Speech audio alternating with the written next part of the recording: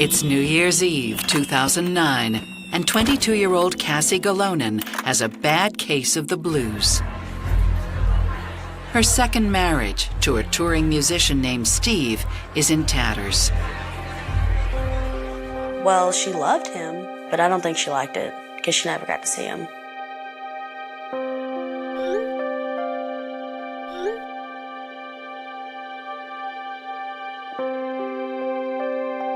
She was alone a lot. That all changes when Cassie meets 31-year-old Brent Cotta. Brent and Cassie met at a New Year's Eve party. Cassie was there just, I think, trying to have a good time.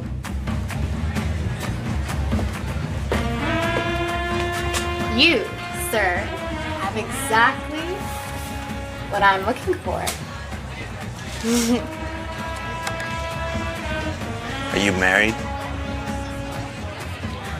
My husband and I have an agreement. They had decided to have an open relationship while he was gone. She thought maybe if she made the relationship open, that the relationship would last through the tour. What kind of agreement?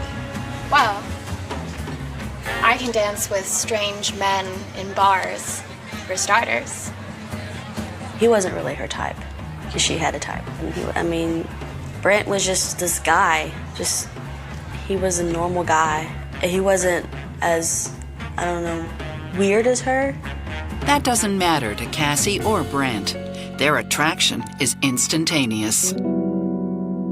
It was very fast, it was very intense, and it was like wildfire. Brent's divorced with 3 kids he has every other weekend. He was a great father. He was very proud of his children. Okay, so she's gonna be here any second, right? Now I want you all to be nice, okay? Because she's really cool and Daddy really likes her. Okay? Cassie and Mr. Socks really like your daddy, too. Let's just hope that Mr. Socks likes the kids, or else deal's off. So when Cassie met Brent, she met his kids. And they basically grew into each other.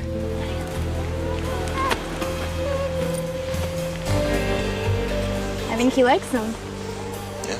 Yeah. She loved that he was a family man. I think she loved that he was stable, that he had children already. She didn't have that Norman Rockwell family. Definitely unusual. For Brent, who's a bit of a loner, hanging out with Cassie offers him the chance to break out of his shell. Hey. Hey! For me? Unless you want them. Go on, give them to me. Thank you. I think it calls for a little celebration, yeah? Yes. Yeah? You guys want to get it started? Let's do it. Where she was a bartender, so she loved that lifestyle. It really helped him meet new people and meet her friends, and I think that helped him open up a lot. All right, cheers, everyone. Cassie was a ball of energy. She loved to make people laugh. She loved to shock people. She was just so outgoing and effervescent. Oh my God, I love this song.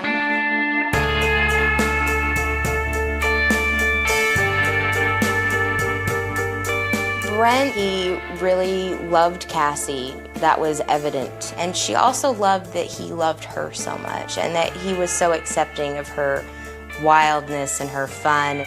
Come on, come on. She's got a huge personality. She did everything once and the cool things twice. But Brent was a quieter, he was just kind of a more quiet.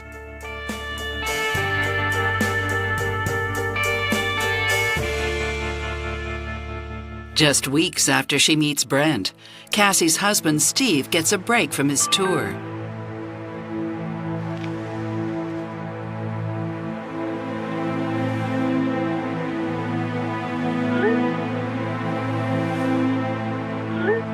When Steve came back to town, Cassie was, kind of in the midst of this relationship with Brent and was trying to figure out, what she really wanted. She wasn't expecting to fall in love with somebody else while he was gone, and that's what ended up happening. Here was Brent, you know, stable in town, had a job, a family already. I guess she thought about it, and she just packed up her stuff and she left. And they ended up divorcing, and she went with Brent. He already had this duplex, and she just moved in with him. Go, go, go, go, go, go. Come on. Come on. She seemed really happy, and I think it was because he showered her with attention, with gifts. And I think that all had to do with he was living off of the expected settlement. His mom had passed away, and they had a lawsuit going because of her death. The settlement was supposed to be for a rather large amount. I had even heard 7 figures. Oh my God, look at all this stuff. He would buy her jewelry. He would take her on trips, expensive trips. He bought her a new pool stick, a new computer, TV. He bought her the latest iPhone at the time, or anything that she wanted, you know, he would go out and buy for her. Are you serious? Here, take it. It's yours. You're spoiling me. Steve already received an $8,000 settlement as part of a $1 million payout from a pharmaceutical company for the death of his mother. The rest of that money's coming in soon.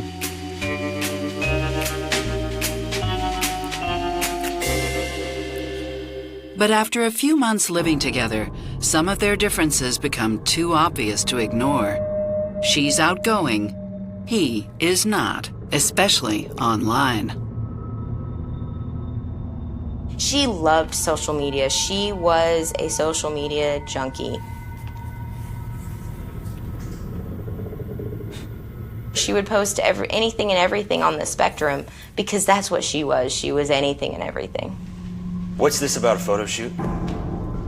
Oh, let me show you my proofs.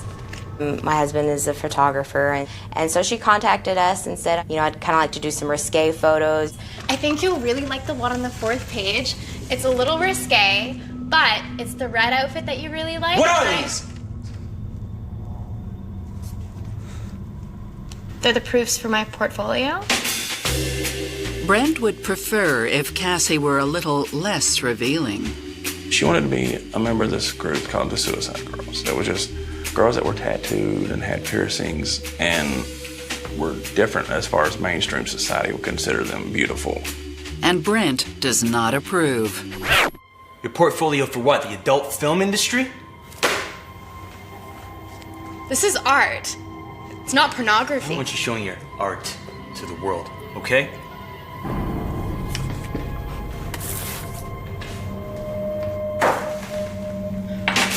Psychotherapist Stacy Kaiser and forensic psychologist Brian Russell see a flame so bright it could burn out. What fascinates me about Cassie is she's sort of this free-spirited wild child. And usually when people are free-spirited and sort of wild like that, you wouldn't think that they would want to keep making marital, long-term commitments like that, but she does. I think she does want stability, but she's got an impulsive and wild personality, and so those two things are constantly battling with each other. I think it's understandable then that she goes towards somebody who seems to want her a lot, but I wondered whether that won't get sort of smothering for her fairly quickly.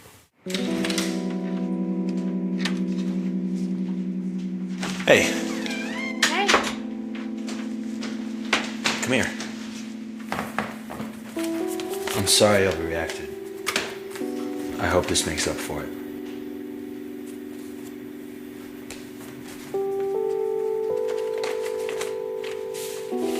LA? Yeah. Oh my God! Oh, I love you! The couple jets off to sunny California for some new ink.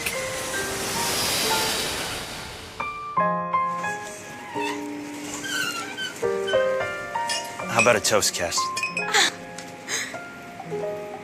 So fancy. Cheers.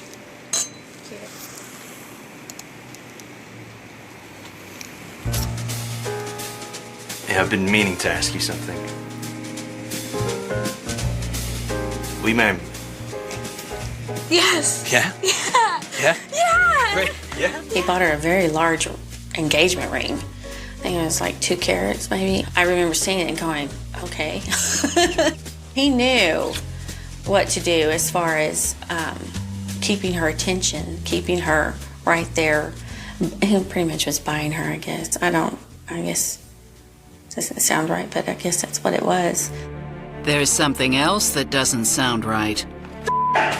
Bad news that changes everything. Did I ever witness it? No.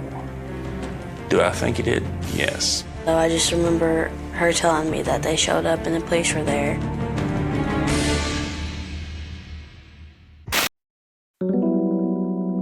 After a whirlwind romance, 23-year-old Cassie leaves her second husband to marry 33-year-old Brent Cotta. Brent is expecting to receive millions of dollars in a settlement from a pharmaceutical company.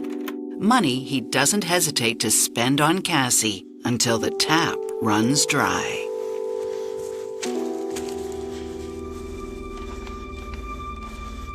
I know that he first thought it was going to be a huge amount of money. A few million, about 4 or 5, I think. If my memory serves me right. And when it come right down to it, and he finally got the settlement, it wasn't anywhere near that.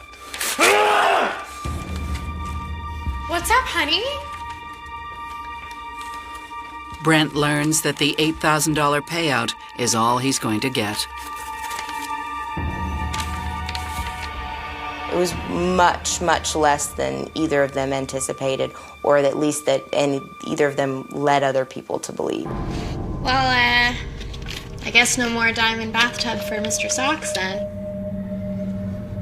After months of careless spending, Brent is deeply in debt. It's hard to know exactly why Brent misconstrued the settlement. Maybe he had sort of created a fantasy in his head. Maybe he didn't thoroughly read paperwork or wasn't paying attention during a discussion. But the bottom line is, he did make conscious decisions to spend money that he didn't have, and that was a mistake. I think there's also a possibility that he was exaggerating or even straight up fabricating it because he felt like he needed to be wealthier to keep Cassie. If Cassie really is connecting with Brent because of the money he's spending on her, if that money goes away, the relationship could fall apart. But Cassie immediately steps up. She ended up pawning the computer that he bought her, the tablets that he bought her. She pawned the engagement ring. Pretty much everything that he bought her, she ended up selling. I think the only thing that she kept was the pool stick.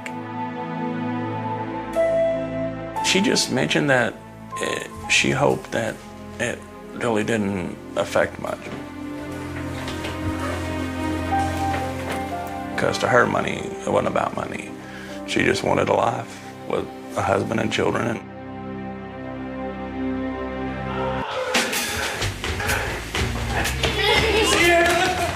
Hi.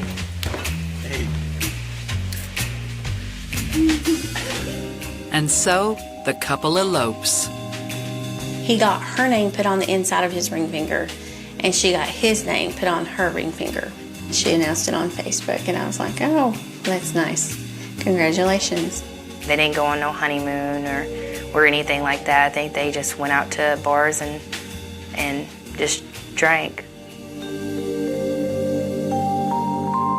But the bad news keeps on coming. Brent's days in the oil and gas industry are getting longer and harder.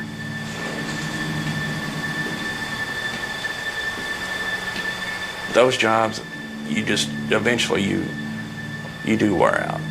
You've got to be completely on your game all the time, or you just run a $500,000 well that company's responsible for.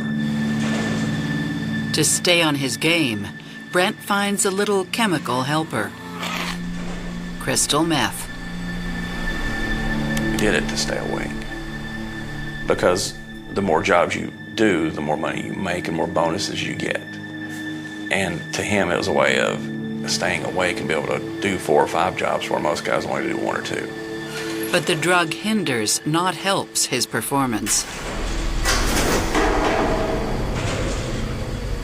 He had gotten so bad at one point that they had to take him aside and slowly give him sips of water, and he began to respond. Brent loses his job. I think you come to the aspect that if he stayed there, then meth was going to be a huge part of his life, and he didn't want that. Cassie doesn't want that either. She was that conflicted person inside. Do I stay away because this seems to be progressing, or can I save him? We're gonna make it work. In her heart, she thought she could actually, at that point, save him. We're gonna make it work. That's when she started working more. She worked a lot of nights and some afternoons. She still had a family to take care of, and I mean, she worked endlessly to make sure they had money for food, to make sure their bills were covered.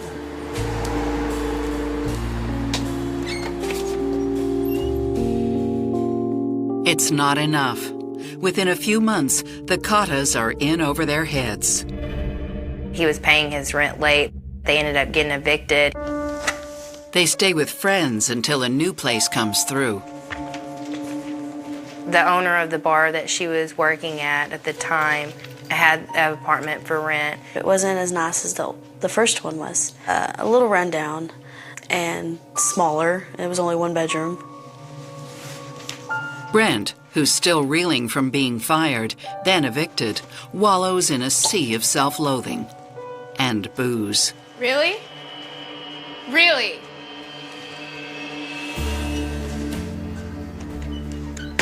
Alcohol was his choice of drug.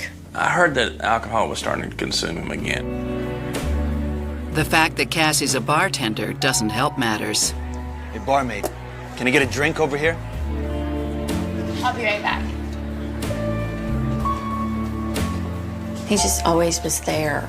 And she's still working all the time. And him sitting at the bar, getting drunk. This one's not on the house. He would just sit there. Of course, being a waitress in a bar, you've got to be bubbly, you've got to be a little flirty. And he wasn't happy at all the guys that would come and just drink because she was there. Brent didn't like the attention she was getting from everybody else. At this point, even her tips are starting to slip because Brent was literally like sitting at the bar, staring her down. And if he thought that a guy was looking at her, he would scoot over closer to intimidate them. One person who seems impervious to Brent's presence is Cassie's new friend, Billy. It wasn't anything serious. She was just having fun with him.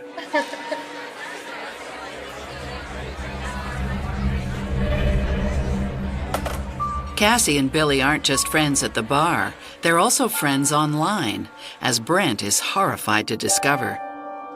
Brent found out about this relationship and he was upset about it. He resented Billy and didn't want him in her life. It was very obvious that he was jealous.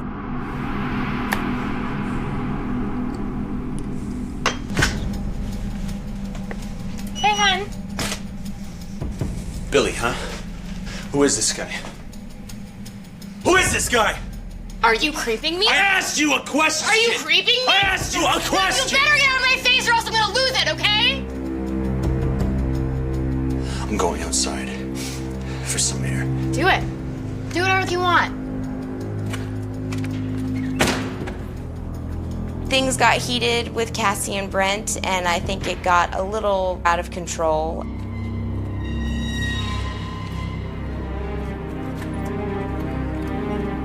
Hey! How long have you been sleeping with him? How long have you been sleeping with him? Better yet, get a job. Don't you walk away Leave from me alone! Get off of me! Come here! Get off of me!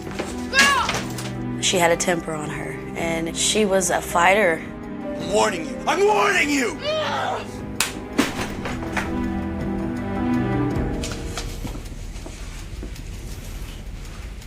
You're gonna regret this. Well, I think the neighbor is the one that called because she had to crawl over there because he had beaten her so bad. For Cassie, it's the final straw. She said we had a fight and it got out of hand, and I will never let him lay hands on me again. Another for good luck? They had thought that maybe he was the last person that she was with.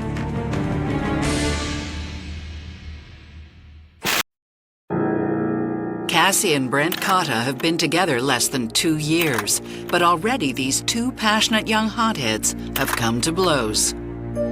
In December 2011, Cassie decides she's had enough. She wants a divorce. I don't even want to hear about it. She said we had a fight and it got out of hand, and I will never let him lay hands on me again.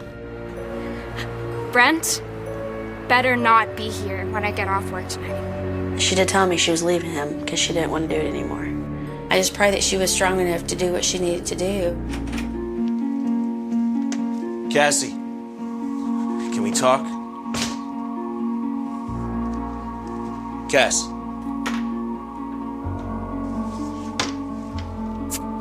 But nothing much changes in the Cotta household.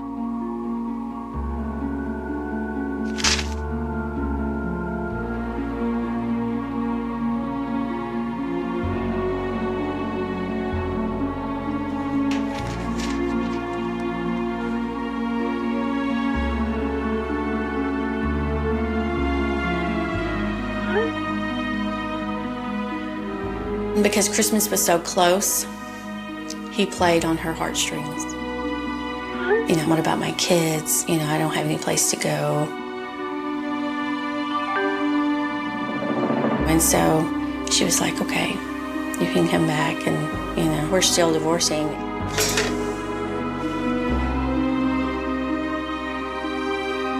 Mr. Socks.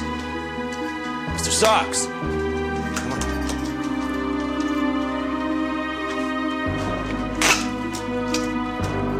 And they hadn't gotten a divorce, but they were basically separated but still living in the same house.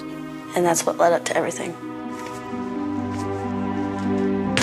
I'm not really surprised that Cassie is the first one to move on. I mean, Brent really has no life at this point. So he probably thought that staying under the same roof with her gave him the best chance of preventing her from moving on.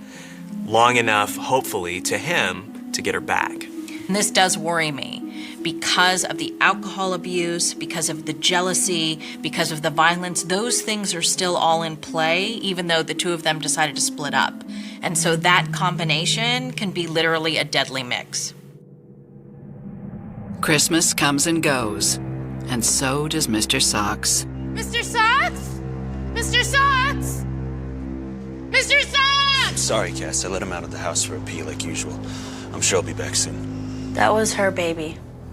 She loved Mr. Socks. And then he just disappeared one day. Mr. Socks? Mr. Socks! Cassie is devastated. Brent is too, but for an entirely different reason. Cassie is spending less and less time at home. To us. Woo! Woo! Woo! She had left him at her house to visit with his kids, but she didn't like that, and he started drinking.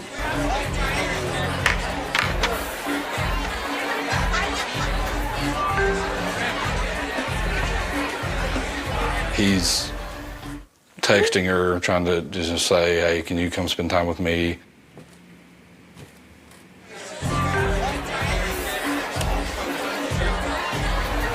Another for good luck.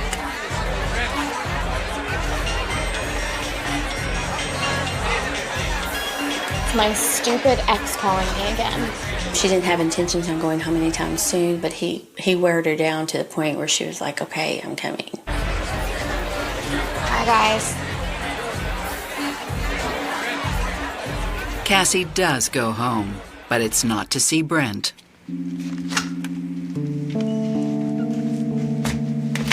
Hey, you came home. Not for you, because this is ridiculous. I came for my tequila. I'll see you later. Where are you going? Where are you going? To a party with Billy, if you must know. Cass. He still very much wanted Cassie in his life. He still wanted to be married, and he was fighting to keep her, and she was not interested.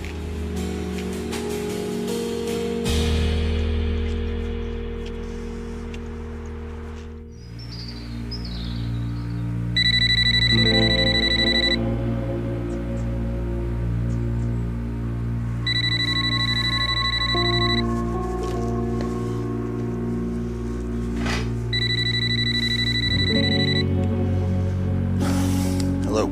Hey, Brent. I've been trying Cassie for hours. She's not at work yet. Is she there? Hang on. Cassie! Cassie! No, she's not here. If she shows up, tell her she's late for work. Yeah, okay. And Brent called me at 4:30 and said, "Hey, have you seen Cassie?" She's not at work and she didn't come home last night. What? You two had a fight again. No. I'll talk to you later, okay? No matter how crazy the night before was, she always worked. And she didn't show up, and that was when it got a little weird. And I started calling her cell phone. It went straight to voicemail. This is Cassie. Think fast. And I kept texting and calling and calling and texting till the point it was full. Nobody's seen her since Friday night. So everybody just really got this sinking feeling that something was terribly wrong, that was close to her. Because there was no activity on Facebook, there was no communication at all.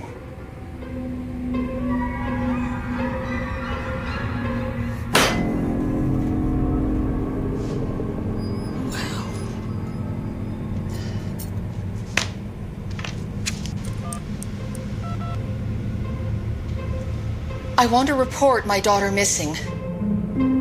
The police can't help. And at this point in time, technically she wasn't missing for 24 hours. New Year's Eve it's a full-blown excuse to have a wild party. Maybe she had too much that night. Maybe she lost her phone. Maybe she doesn't want to talk to anyone. Her friends and family know something is wrong.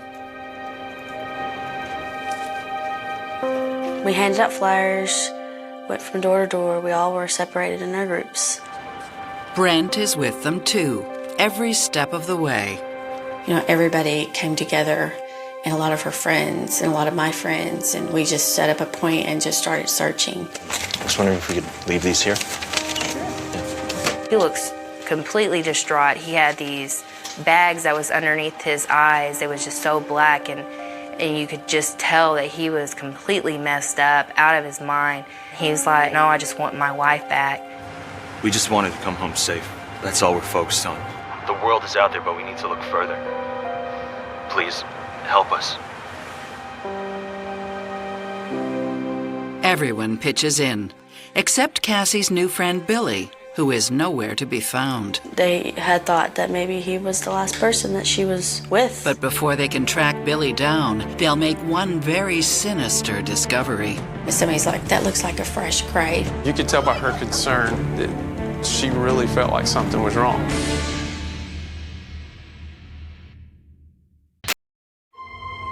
Nobody's seen Cassie Cotta for 2 days, and her husband Brent is part of a huge search party desperate to find her. The last person to see her, Billy, is not. And the search is about to take a disturbing turn. Somebody's like, "That looks like a fresh grave." But it was a dog. It was buried. Speculation is that it's Cassie's dog, Mr. Socks. But the animal is too far gone to tell.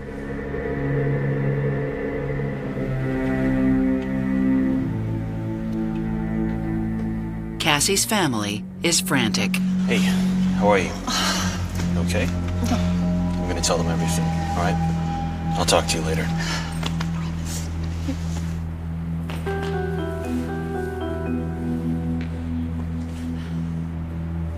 Pearl, Cassie's mother, shows up at the police department and is like, "I know there's something wrong." The police turn to Brent for any information he might have. Well, when was the last time you saw Cassie? She left with this Billy guy on Friday night. I asked her to stay, but she left anyway. It's all there. Brent's condition at that point, he was really just worn down, tired, just broken. Brent said that she went with Billy to a party in Alma. I am worried about Cassie. I mean, in some ways, she's entangled with two men. She has Brent and she has Billy. It can't be easy for Billy that she is still living with Brent, and it can't be easy for Brent because she's moved on awfully quickly and he's still tied up with her. In this particular case, Cassie's family believes, for whatever reason, that this is not just Cassie's sort of normal unpredictability, spur-of-the-moment planning kind of thing. They're concerned, and I think that that is worth listening to because they know Cassie and they know that something is off, particularly that she's such an open book on social media, and yet during this particular time she seems to have gone dark even there. When police check Cassie's social media accounts, they make an ominous discovery. Her last message to Billy suggests their date did not end well. There was a message, an ugly message from her to him. This is over, don't talk to me anymore, stay away from me. 3 days after Cassie disappears, police finally track down Billy. We found him, interviewed him, of course, because at that point it was pointing to this man being the last person seen or known with Cassie. Billy admits to going to a party that night, but says Cassie didn't go with him. You're sleeping with her. Dude, she's married. Okay, we were just friends. I didn't even send her that text. If that's true, who did? And where is Cassie? Yeah, Billy was kind of taken aback that, look, I have nothing to hide. Yeah, here it is. Here's my phone. Here's the messages. Knock yourself out. Honestly, it was all innocent.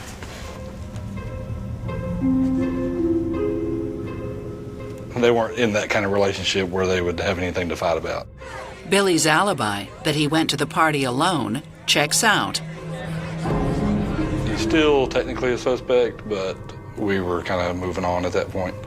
Police shift their attention back to the other man in Cassie's life, Brent. He and Cassie documented their every move on social media. Investigators are about to discover what really happened to Cassie Cotta. There's no reason for anybody to be out that way. There's no houses, there's no buildings. Cassie pulled a knife.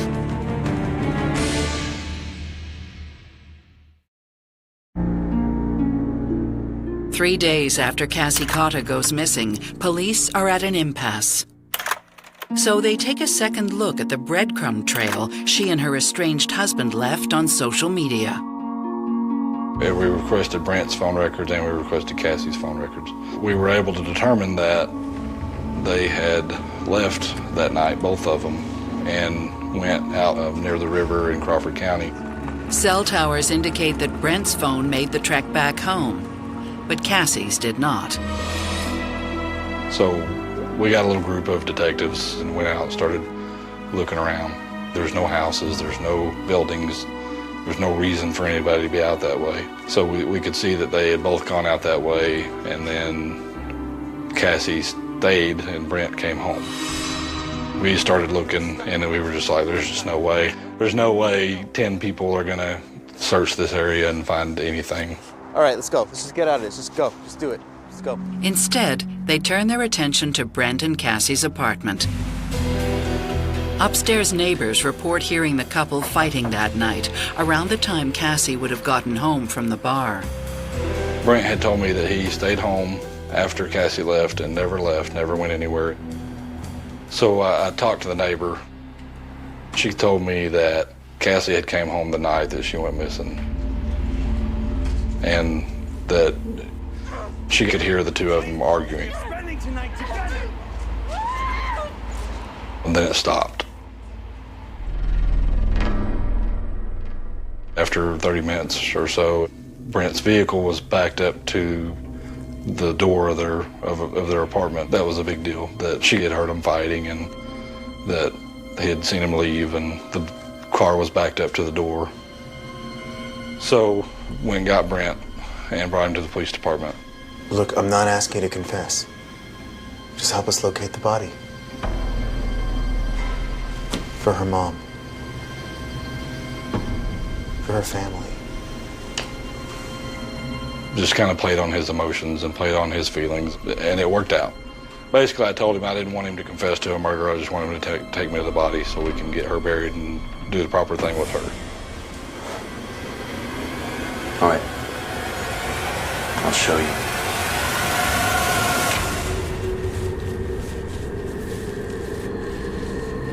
It's through here.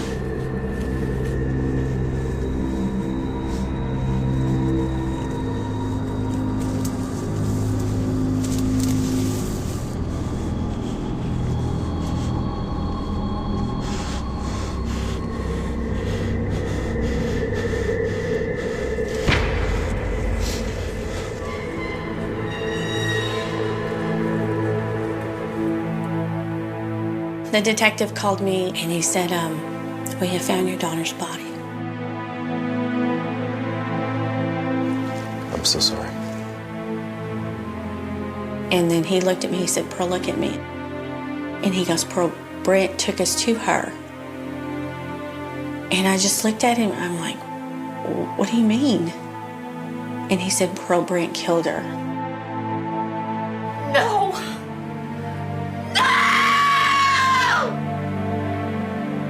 That is definitely a scream that will live in my head forever.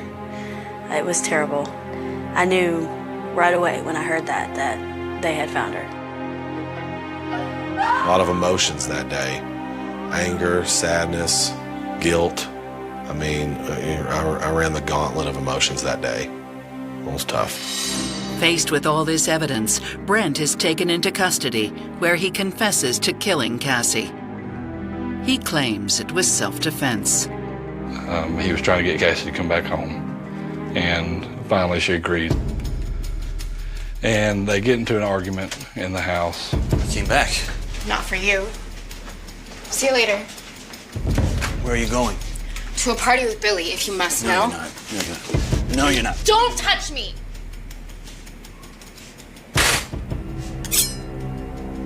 You know what? Stop. I've had enough Cass. of your crap. Stop! Get off! Yes! Get off of me! Cass. Cass! And he said he tried to revive her and couldn't. But the coroner says otherwise. It was strangulation, pure and simple.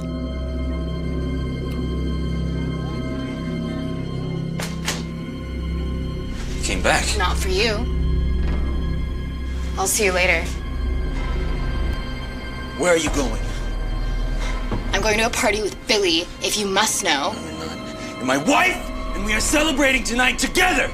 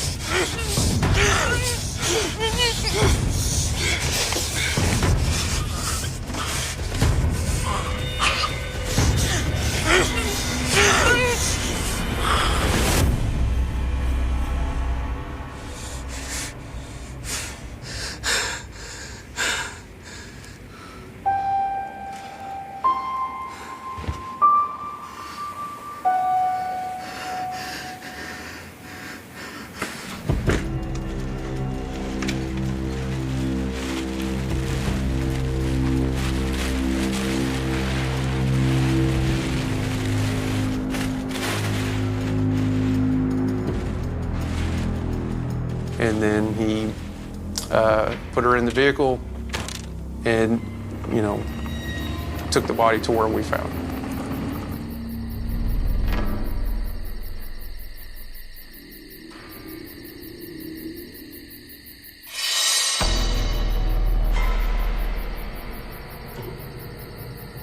Then, pretending to be Cassie, Brent messaged Billy. He wouldn't admit to strangling her. He did admit to sending messages back and forth from him to her and her to him on their phones. The motive is an old one. To me, it seems like he got the mentality, if I can't have you, nobody can. I do not think that Brent woke up that morning thinking he was going to kill his wife. And I think that he strangled her and had no idea that he was snuffing out such a beautiful life that he really did love. I think that it was premeditated. He had to get his ex-wife to come and pick up his children, and I don't think anybody would ever be able to change my mind on that. You look back and you just think, wow, who does that? Who does that? Mr. Socks. Mr. Socks. Some speculate he even killed Mr. Socks. I think he may have done something to the dog, but I know he buried him and gave her a story. I personally think he killed Mr. Socks. To me, he seemed dangerous. 3 weeks before going to trial, prosecutors make a deal. In exchange for a 30-year sentence, Brent Cotta pleads guilty to first-degree murder. I know he didn't get a life sentence, but he'll be an old man by the time he does get out of jail. I think that Brent felt that he owned Cassie, and in owning her, she should have complied and listened to what he wanted and not gone after other men and all of that other stuff. And since she didn't meet his criteria, he ultimately decided that if he wasn't going to get her, no one else would, and he decided to kill her. But he was still really sad and distraught that she was no longer around. Some have forgiven Brent for taking Cassie's life, and some have not. He may be in prison, but the rest of us are also suffering, and we suffer every day. Yeah, I just kept on calling her phone over and over and hoping that she was going to answer the phone and listening to her voicemail, and kept on leaving voicemails begging her to call me back because I just didn't believe it. I didn't want to believe it. She had a tattoo down her side that says, "When everything was beautiful and nothing hurt." You know, I put that on her tombstone. I know now what she means.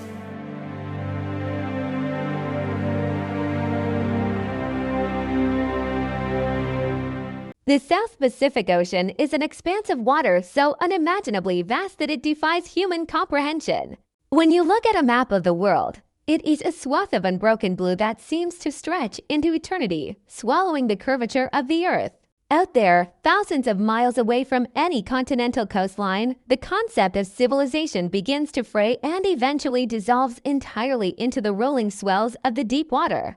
There are no police patrols. There are no emergency response vehicles. There is only the wind, the crushing weight of the water beneath, and the absolute, terrifying isolation of being entirely cut off from the rest of humanity. For the men who make their living on commercial fishing vessels, this isolation is simply a condition of employment. They willingly step into floating metal confines, severing their ties to the solid ground and the laws that govern it, relying solely on the hierarchy of the ship to maintain order. But when that hierarchy collapses, when the invisible social contracts that keep men sane in the middle of nowhere are shattered, a ship can instantly transform from a place of labor into a floating slaughterhouse. The ocean does not judge, it does not intervene, and most importantly, it does not tell secrets. It quietly swallows whatever horrors occur upon its surface, leaving behind only the silence of the waves. It is in this context of absolute geographical and psychological isolation that we must examine the events of 1975, a year that would mark one of the darkest and most blood-soaked chapters in the maritime history of the South Pacific. This is not a story about a shipwreck caused by a rogue wave or a vessel lost to the unpredictable fury of a typhoon. The tragedy that befell the Kyoto Maru No. 38 was an entirely human catastrophe, born not from the violence of nature, but from the terrifying depths of human resentment, prejudice, and ultimate cruelty. The Kyoto Maru No. 38 was a commercial Japanese fishing vessel, a heavy, utilitarian machine designed to pull life from the ocean depths. Like many deep-sea vessels of its era, it was a floating microcosm of international labor dynamics, a confined space where different cultures, languages, and authorities were forced to coexist in extremely close proximity. On board this vessel, the hierarchy was sharply and rigidly defined by nationality. The command structure, the officers who held the power of navigation, discipline, and absolute authority, were exclusively Japanese.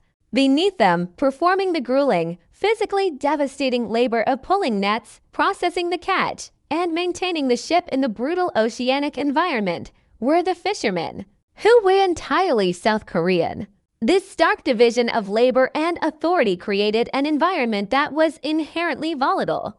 To understand the gravity of what happened, one must first understand the suffocating environment of a commercial fishing vessel in the mid-1970s.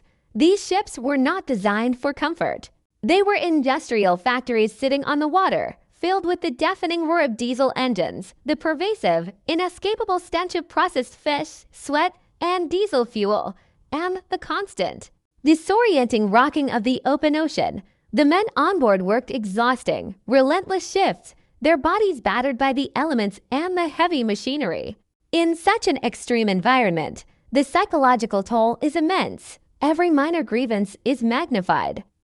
Every harsh word spoken in a language barrier echoes loudly in the cramped, steel corridors. Every perceived slight festers in the damp, claustrophobic sleeping quarters. When you combine this environmental pressure cooker with deep-seated historical and cultural prejudices, systemic discrimination, and the absolute lack of an external authority to mediate disputes, you create a recipe for unparalleled disaster.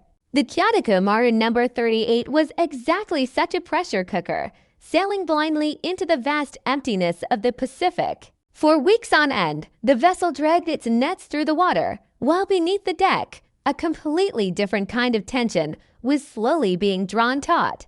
It was a tension built on the harsh treatment meted out by the Japanese officers and the silent, mounting rage of the Korean crew.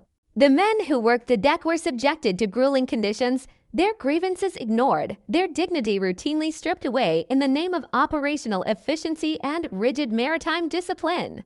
But the officers, comfortable in their authority and perhaps lulled into a false sense of security by the traditions of the sea, failed to recognize that the very isolation that gave them absolute power was also their greatest vulnerability. Out on the deep water, if the men you command decide they no longer wish to be commanded, there is absolutely nowhere to run. There is no door to lock that cannot be broken, no distress call that can bring help in time, and no sanctuary from the wrath of those you have pushed past the breaking point. The tipping point arrived under the cover of darkness, on a night when the ship was adrift in the endless void of the ocean.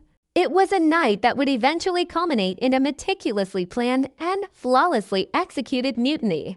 A sudden and explosive reversal of power that would leave the decks of the Kyotoku Maru painted in blood.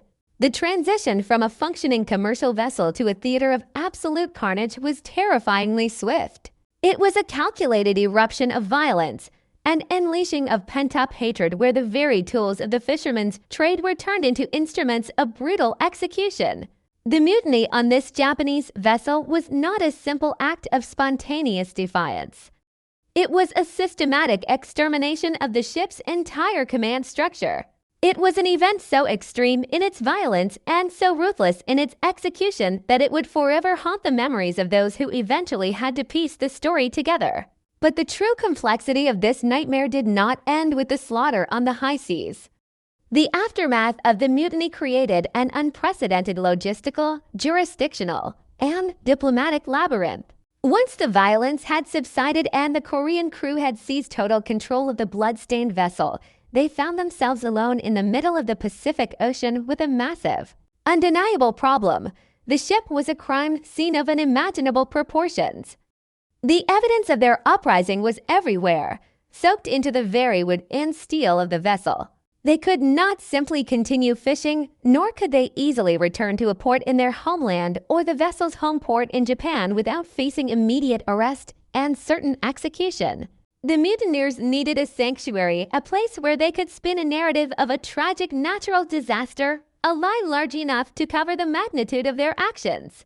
In their desperate bid for survival and freedom, the crew navigated the stolen vessel toward the lush, volcanic peaks of American Samoa, specifically targeting the deepwater harbor of Pago Pago. Pago Pago in the 1970s was a critical hub for the Pacific fishing industry, a bustling, humid port where massive tuna canneries processed the ocean's bounty and ships from all over the world docked to refuel and offload their catch. It was a place accustomed to the rough nature of sailors and the harsh realities of the sea. It was a territory of the United States, governed by American laws, yet geographically isolated in the heart of Polynesia. The arrival of the Kyadako Marin No. 38 at this specific port would set the stage for one of the most bizarre and complex legal battles in modern maritime history. Imagine the scene as the heavy, rusted hull of the Kyadako Maru slowly glided into the tranquil, emerald waters of Pago Pago Harbor. To the casual observer on the docks, it might have looked like just another weary fishing boat returning from a long, arduous deployment. The crew, standing on the decks, presented a carefully rehearsed facade of exhaustion and profound grief. They were prepared to deliver a harrowing tale of the sea's unpredictable wrath, a story of a sudden, violent storm or a tragic accident that had somehow swept their entire command staff into the unforgiving depths of the ocean. It was a desperate gamble, a calculated deception designed to manipulate the authorities of a foreign territory into granting them safe harbor and a clean slate. However, the reality of what occurred on that ship was too massive, too violent, and too gruesome to be completely scrubbed away by salt water and lies. The facade began to crack almost the moment the vessel was secured to the docks. Local law enforcement in American Samoa, soon joined by federal investigators from the FBI, approached the ship not just as a vessel in distress, but instinctively as a puzzle that did not quite fit together. The air around the returning crew was thick with an unnatural, terrified tension. The narrative they provided, while uniform, felt rehearsed, and lacked the chaotic, fragmented reality of true survivors of a maritime disaster. Furthermore, the physical condition of the ship told a story that fiercely contradicted the crew's testimony. To the trained eyes of the investigators, the vessel was not a survivor of a storm. It was a poorly sanitized slaughterhouse. The haunting absence of every single Japanese officer, combined with the microscopic, yet damning, remnants of blood trapped in the crevices of the deck, began to unravel the mutineers' fragile tapestry of lies. The investigation that followed would peel back the layers of deception to reveal a core of pure horror. It would expose the brutal truth of how men, armed with the sharp, heavy tools of their trade, systematically hunted down their superiors in the dead of night. It would detail the horrifying lengths to which the mutineers went to destroy the evidence, treating human bodies with the same brutal efficiency they used to process the fish they caught, casting the remains into the black waters to be consumed by the ocean. The uncovering of these facts in the port of Pago Pago transformed a local customs inquiry into an international incident, forcing the United States legal system to grapple with a mass murder committed by foreign nationals against foreign nationals on a foreign vessel floating in international waters, yet ultimately docking on American soil. This case would test the limits of maritime law, force diplomatic conversations between the United States, Japan, and South Korea, and forever alter the regulations governing the management of international fishing fleets. But beyond the courtrooms, beyond the international treaties and the rigid text of maritime safety protocols, the story of the Kyadako Marin No. 38 remains a deeply human tragedy. It is a terrifying exploration of the darkness that can bloom within the human psyche when people are stripped of their dignity, isolated from the world, and pushed into a corner from which they feel the only escape is through absolute violence. The shadow of this ship continues to loom large over the port of Pago Pago, remembered not just as a footnote in legal textbooks, but as a chilling maritime legend. A bloody ghost story grounded in absolute, undeniable reality. It is a stark reminder that while the ocean is vast and indifferent, the true horrors of the deep are not the monsters that swim beneath the waves, but the ordinary men sailing upon them. This is the story of the Kyadako Marin No. 38, a voyage into isolation, resentment, and ultimate, devastating brutality. To truly comprehend the catastrophic violence that eventually consumed the Kyadako Marin No. 38, one must first understand the unique, unforgiving world in which this tragedy was incubated. a deep-sea commercial fishing vessel operating in the South Pacific during the mid-1970s, was not merely a mode of transportation, nor was it simply a workplace. It was an entirely isolated, floating microcosm of society, a closed ecosystem rigidly defined by grueling labor, inescapable proximity, and a strict, unyielding hierarchy. Once a ship like the Kyoto Maru No. 38 severed its ties with the dock and disappeared over the horizon, it left behind the laws, the safety nets, and the behavioral mediators of civilian life. Out on the boundless expanse of the ocean, the ship became its own sovereign nation, and the environment aboard dictated the physical and psychological reality of every man trapped within its steel hull. It is within this claustrophobic, high-pressure environment that we must examine the victims of this narrative, the Japanese officers, and the volatile cultural and working conditions that ultimately sealed their horrifying fate. The victims of this unprecedented massacre were the commanding officers of the Kyoto Maru No. 38, all of whom were Japanese nationals. In the rigid structure of maritime tradition, these men were the absolute authority. They were the navigators, the engineers, the masters of the catch, and the ultimate arbiters of discipline. They held the compass, plotted the courses, and managed the immense logistical burden of keeping a heavy industrial vessel operational in one of the most unpredictable natural environments on the planet. To understand the tragedy of their deaths, one must look past the brutal circumstances of their final moments and see them as professional mariners carrying out a profoundly difficult livelihood far from their homes. These were men who had dedicated their lives to the sea, enduring long, agonizing months away from their families in Japan. They were entrusted by the ship's owners with a highly valuable asset and the monumental expectation of returning to port with a profitable yield. Their roles required them to be steadfast, demanding, and constantly vigilant, carrying the heavy weight of the vessel's survival and success squarely on their shoulders. However, the very authority that defined the officers' existence on the vessel also created an invisible, insurmountable wall between them and the men they commanded. The Kyoto Maru No. 38 was manned by a multinational crew, a common but inherently complex arrangement in the global fishing industry.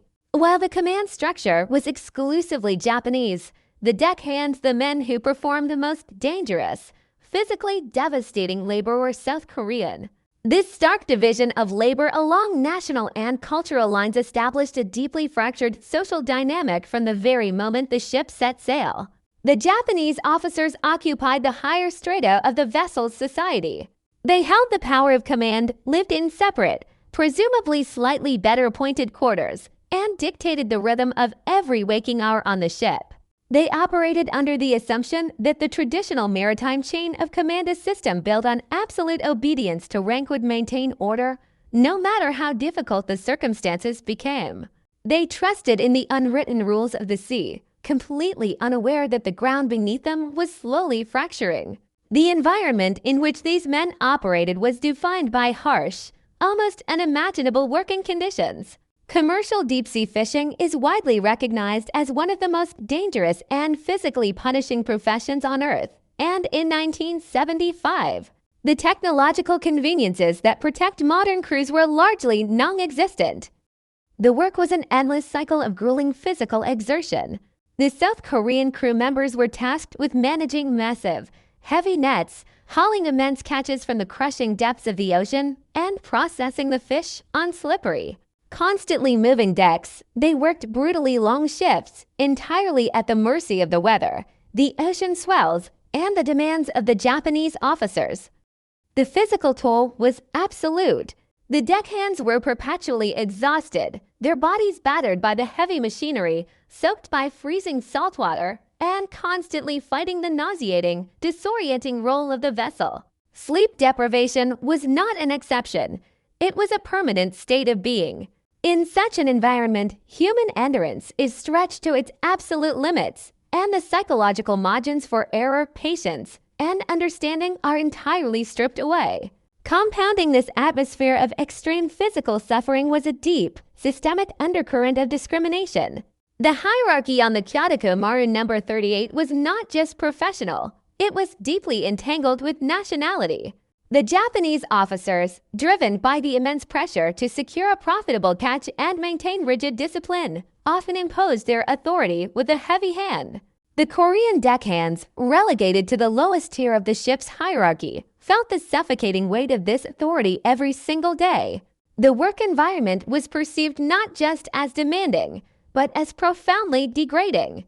The conditions were harsh not merely because the ocean was unforgiving, but because the men at the top of the command structure were perceived as lacking basic empathy for the laborers beneath them. The deckhands felt reduced to mere biological machinery utilized strictly for their physical output, their exhaustion ignored, and their grievances entirely dismissed by a command staff that viewed them across a massive chasm of authority and cultural divide. This toxic dynamic was fatally exacerbated by severe language and cultural barriers. On a commercial fishing vessel, communication must be rapid, precise, and immediate. The roar of the diesel engines, the crashing of the waves, and the chaotic machinery of the deck require commands to be shouted, often in sharp, truncated phrases. However, when the officers giving the commands and the men receiving them do not share a native language, the nuances of communication are entirely lost. A sudden, necessary order shouted by a Japanese officer in the heat of a dangerous maneuver could easily be interpreted by an exhausted Korean deckhand as a vicious, personal insult. Disagreements over the execution of tasks, which in a shared language might be resolved with a quick explanation, instead mutated into bitter, intractable arguments. The language barrier acted as a terrible amplifier for every frustration, transforming minor operational frictions into deep, simmering resentments. Furthermore, the cultural differences between the Japanese command staff and the South Korean crew added a volatile historical and emotional weight to the everyday conflicts on the ship. While the men were physically confined together in the middle of the Pacific, they were emotionally and culturally worlds apart. The officers, steeped in their own maritime traditions and cultural expectations of hierarchy and respect, likely viewed the deckhands' frustrations as insubordination or a lack of discipline. Conversely, the Korean fishermen, laboring under grueling conditions and feeling marginalized, interpreted the officers' strictness through the lens of profound disrespect and prejudice. The vessel became a pressure cooker of misunderstood intentions, perceived slights, and cultural animosity. Every day that the ship remained at sea, the invisible walls between the officers' quarters and the crew's deck grew thicker and more impenetrable.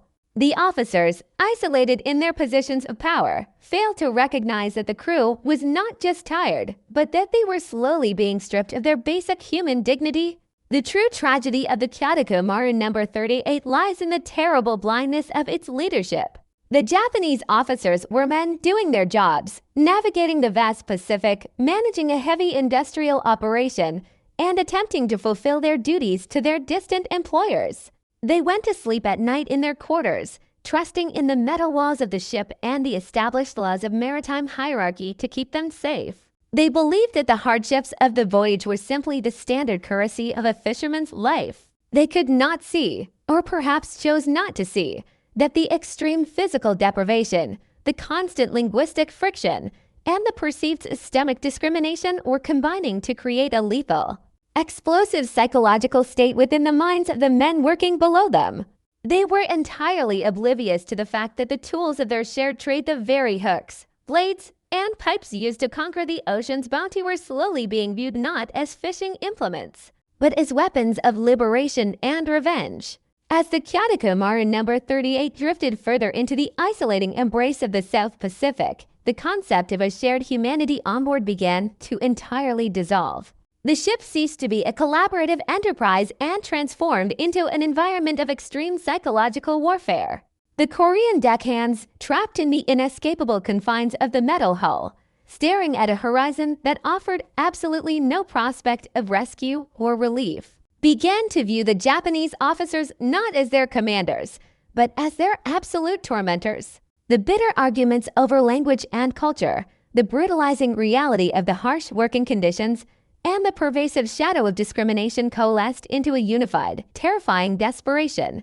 The victims of this impending mutiny were completely unaware of the terrifying transformation occurring just outside their cabin doors. They were navigators who had charted a course through the most treacherous waters on the globe. Yet they were fundamentally incapable of navigating the collapsing social structure of their own vessel. As the days bled into weeks, the tension aboard the ship thickened into something almost physical, a heavy, suffocating dread that hung in the salty air. The Japanese officers continued to issue their commands, completely blind to the fact that they were no longer commanding a crew of fishermen, but a desperate, cornered collective that had been pushed entirely past the boundaries of human endurance. The stage was tragically set, the actors were locked in their respective, hostile roles, and the vast, indifferent expanse of the Pacific Ocean waited in absolute silence for the inevitable, blood-soaked eruption that would forever erase the command structure of the WhoDidIMarry No. 38. Night on the open Pacific Ocean is not merely dark. It is an absolute, suffocating absence of light. When the sun dips below the horizon, a commercial vessel like the WhoDidIMarry No. 38 is swallowed entirely by a boundless black void, isolated beneath a canopy of cold, indifferent stars. The only illumination comes from the harsh, artificial glare of the ship's own deck lights, casting long, frantic shadows against the relentless, rolling swells of the surrounding water. The ambient noise is a deafening, continuous assault on the senses, defined by the deep, rhythmic thumping of the massive diesel engines reverberating through the heavy steel hull, and the chaotic, endless crashing of heavy salt water against the bow. It was under this heavy shroud of midnight darkness that the accumulating resentments, the unspoken hatred, and the suffocating psychological pressure aboard the ship finally reached a critical, irreversible mass. For the Japanese command staff, this particular night presented itself as completely unremarkable. Exhausted from the grueling, endless demands of navigating and managing a heavy industrial fishing operation, the officers had retired to their separate quarters. They lay in their bunks, completely lulled into a false sense of security by the familiar, rhythmic rolling of the vessel, entirely unaware that the delicate social hierarchy protecting them had already disintegrated. While the commanding officers surrendered to sleep, a terrifyingly quiet mobilization was taking place in the lower sections of the ship. The South Korean crew members, driven past the absolute precipice of human endurance by the brutal working conditions and the deeply entrenched systemic discrimination, moved with a dark, unified purpose. This was not a spontaneous eruption of chaotic, drunken violence. It was a cold, meticulously calculated uprising designed to sever the head of the vessel's command structure. In the damp, claustrophobic corridors of the ship, the men gathered not as fishermen preparing for another grueling shift, but as an execution squad. The profound horror of this mutiny lies heavily in the terrifying transformation of their environment. They did not possess firearms, explosives, or conventional military weaponry. Instead, they turned to the very instruments of their daily, agonizing labor. They armed themselves from the ship's own inventory of heavy industrial fishing gear. They gripped solid metal pipes normally used for leverage and mechanical repair, feeling the cold steel in their heavily calloused hands. They selected the razor-sharp fillet knives, tools meticulously honed to slice through thick layers of muscle and bone with terrifying, frictionless efficiency. Most chillingly, they armed themselves with heavy iron hooks, the brutal, curved implements specifically designed to impale and drag massive ocean catches onto the deck. In the hands of desperate, angry men, these familiar tools of the maritime industry were instantly repurposed into crude, devastating instruments of absolute carnage. The coordinated attack commenced with sudden, devastating velocity, permanently shattering the midnight silence of the command quarters. The mutineers moved as a collective shadow, navigating the narrow, dimly lit steel hallways with the intimate, practiced knowledge of men who had suffered within those walls for months. They systematically breached the officers' cabins, stepping over the threshold into the confined spaces where the Japanese commanders lay highly vulnerable and completely defenseless. The initial assault was an eruption of pure, unadulterated violence, executed rapidly before the victims could even fully wake from their deep slumber to comprehend their reality. The highly confined nature of the ship's cabins instantly transformed the sleeping quarters into inescapable death traps. There was absolutely no room to maneuver, no space to retreat. and no time to process the nightmare that had violently breached their sanctuary. Officers were viciously attacked right in their beds, their sleepy confusion instantly replaced by unimaginable agony as the sharp fillet knives and heavy metal pipes forcefully found their marks. The air within the cabins, already thick with the permanent smell of stale salt and diesel exhaust, was suddenly punctuated by the sickening sounds of brutal physical impacts and the desperate, suffocated cries of men being slaughtered in the dark. The mutineers, heavily fueled by a terrifying cocktail of adrenaline and deeply entrenched hatred, showed absolutely no hesitation in their strikes. The extreme violence, however, could not be entirely contained within the claustrophobic, blood-soaked walls of the sleeping cabins. Some of the Japanese officers, violently jolted awake by the sudden commotion and the visceral, terrifying sounds of the attack occurring just inches away, managed to momentarily evade the initial. The deadly strikes, driven by the primal, overwhelming instinct for human survival, they scrambled frantically from their bunks, bleeding and severely disoriented. They fought their way out of the narrow, deadly corridors, violently bursting through the heavy exterior steel doors leading out to the elements. They spilled out onto the main deck, desperately gasping for the cold night air, seeking any possible avenue of escape from the butchery below.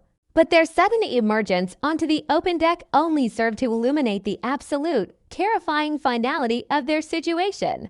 They were completely trapped on a floating metal island, surrounded entirely by thousands of miles of hostile, freezing ocean water.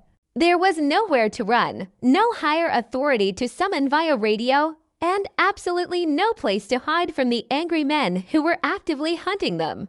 The mutineers, their weapons already slick with blood, relentlessly pursued the surviving officers up onto the slippery, exposed planks of the main deck. What immediately followed was a horrifying, frantic hunt illuminated only by the sparse, harsh artificial glow of the ship's exterior floodlights. The main deck, a wide space normally defined by the arduous, cooperative labor of pulling heavy nets and sorting fish, instantly became a theater of desperate survival and merciless execution.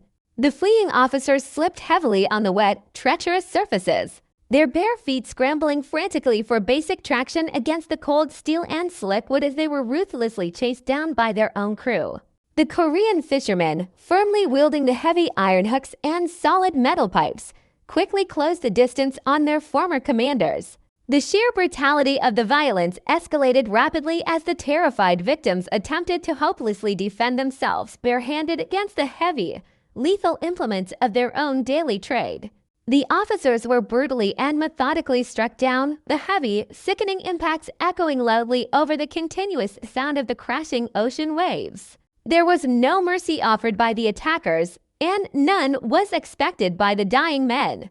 The rigid maritime hierarchy that had strictly governed the vessel just hours prior was completely and permanently obliterated, replaced entirely by a primal, bloody, and absolute physical dominance.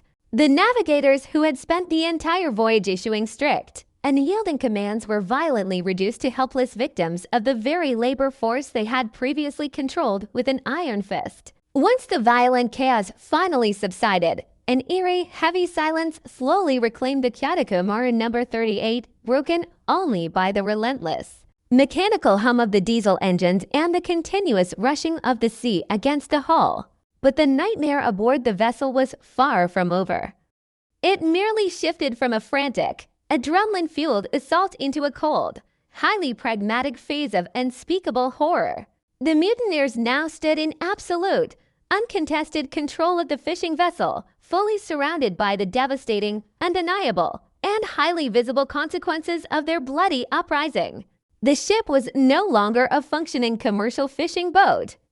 It had become a massive, floating crime scene, and the gruesome evidence of their actions was thickly scattered across the exterior decks and deeply pooled within the interior cabins. They were acutely aware of their impossible reality.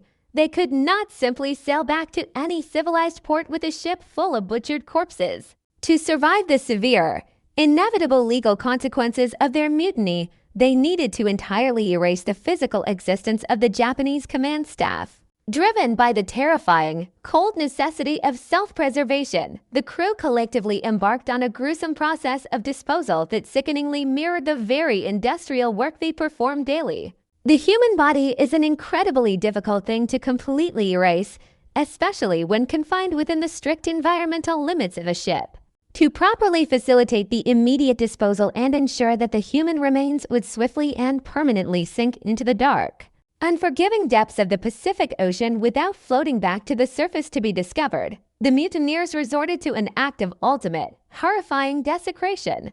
Using the very same razor-sharp fillet knives and heavy cleavers they used to efficiently process the ocean's daily catch, they systematically and methodically dismembered the bodies of the fallen Japanese officers. This deliberate act represented the total, irreversible collapse of their humanity, transitioning their actions into a mechanical, bloody chore performed solely to save their own lives from the gallows. The men who had previously commanded them, the educated navigators and experienced masters of the vessel, were violently and unceremoniously reduced to unrecognizable pieces in a desperate, frantic bid to hide the terrifying truth.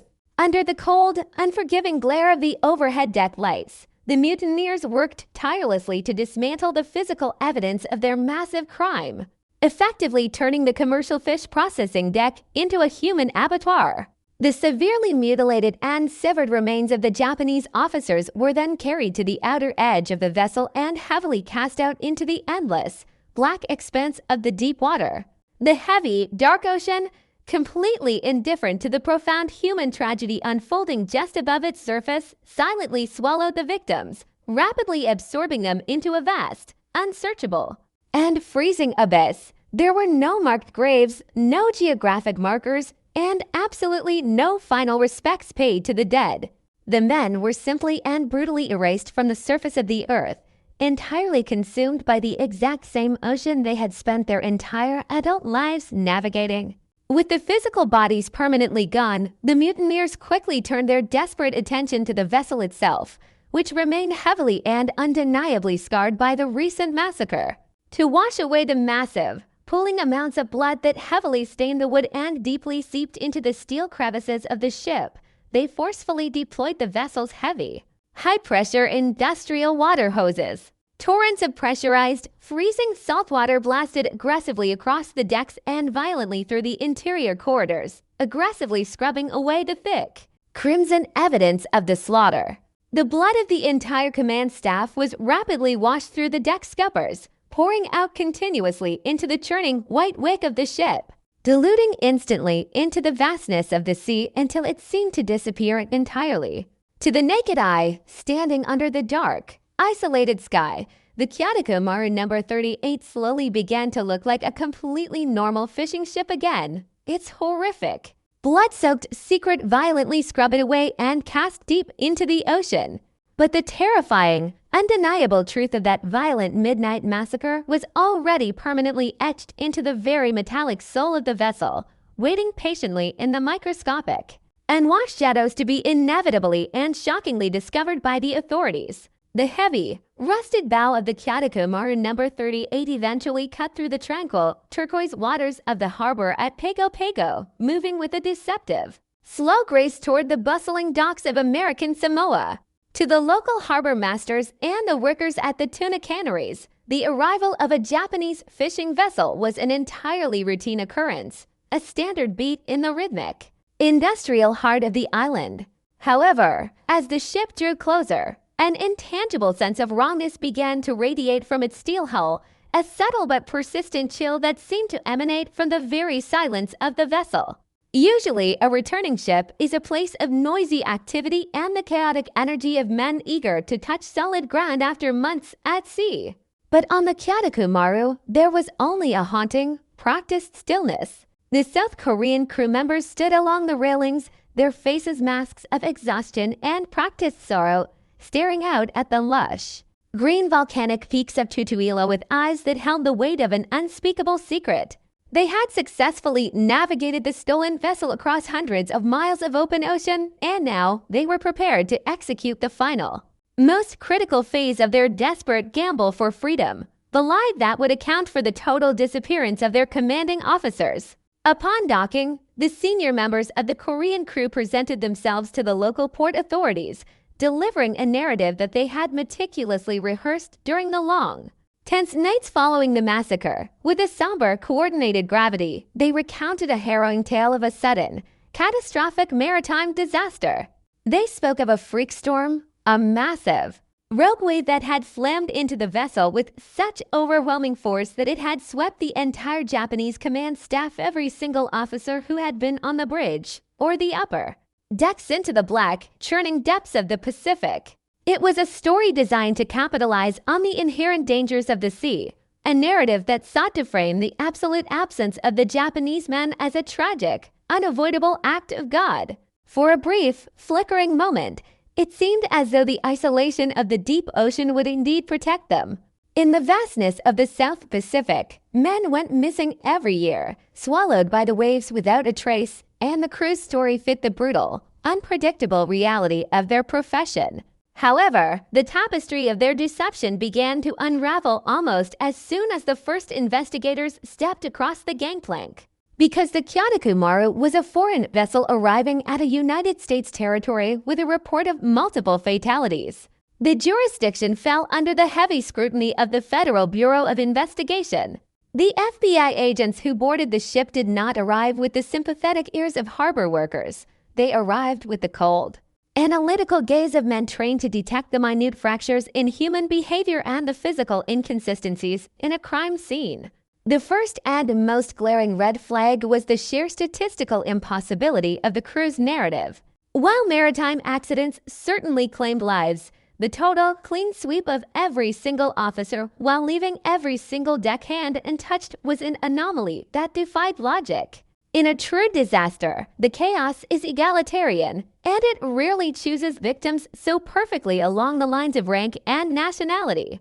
The investigators immediately noted that while the crew claimed to have survived a storm of such violence that it cleared the bridge, the vessel itself showed remarkably little structural damage consistent with such a catastrophic event. As the agents began the systematic process of interviewing the crew members individually, the second layer of the deception began to crumble. The stories, which had seemed so unified when delivered as a collective statement, started to show subtle, devastating discrepancies under the pressure of isolated interrogation. The investigators, working through translators, noticed that the timing of the supposed rogue wave shifted from person to person. Some described the event as happening in the early hours of the morning, while others placed it at midnight. The descriptions of the weather conditions varied just enough to suggest a rehearsed script rather than a shared traumatic memory. More importantly, the psychological state of the men did not match their words. There was a pervasive, vibrating tension among the Korean crew, a brand of terror that felt less like the grief of survivors and more like the trapped panic of men who were waiting for a trap to spring. They were too quiet, too careful with their movements, and their eyes constantly searched the faces of the investigators for any sign of discovery. The turning point of the entire investigation, however, was not found in the words of the men, but in the silent, microscopic testimony of the ship itself. Despite the mutineers' frantic efforts to scrub the decks with high-pressure hoses and drown the evidence in gallons of salt water, they had failed to account for the persistent, intrusive nature of blood. Forensic science in 1975 was not as advanced as it is today, but the investigators were thorough and unrelenting. They moved through the ship with high-intensity lamps, peeling back the layers of the recent cleaning. In the narrow, steel corridors leading to the officers' quarters, they found the first undeniable traces. Deep within the microscopic crevices of the floorboards, beneath the heavy metal door frames, and inside the porous wood of the sleeping bunks, the crimson evidence remained. It was not the massive pools of blood that would have been there immediately after the slaughter, but rather the faint, reddish-brown stains that had seeped into the very grain of the ship. Resisting the force of the hoses, these were not the marks of a storm. They were the unmistakable signatures of a violent struggle. The investigation then moved into the officers' private cabins, and it was here that the horror of the event truly began to take shape.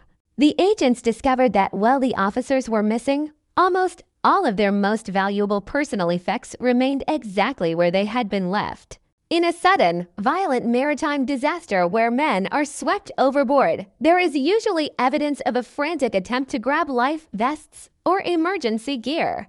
Yet, the cabins of the Japanese commanders looked as though they had been frozen in time. Their watches, their photographs of families back in Japan, and their personal journals were still sitting on their desks and in their drawers. To the FBI, this spoke of a sudden, predatory interruption of life, not a desperate struggle against the elements. The lack of any missing survival equipment further decimated the crew's story.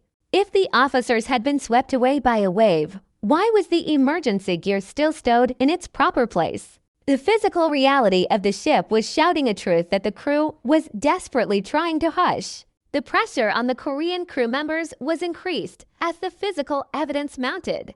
The investigators began to confront the men with the blood they had found in the crevices of the deck, asking them to explain how a rogue wave could leave such specific, localized traces of violence inside the sleeping quarters.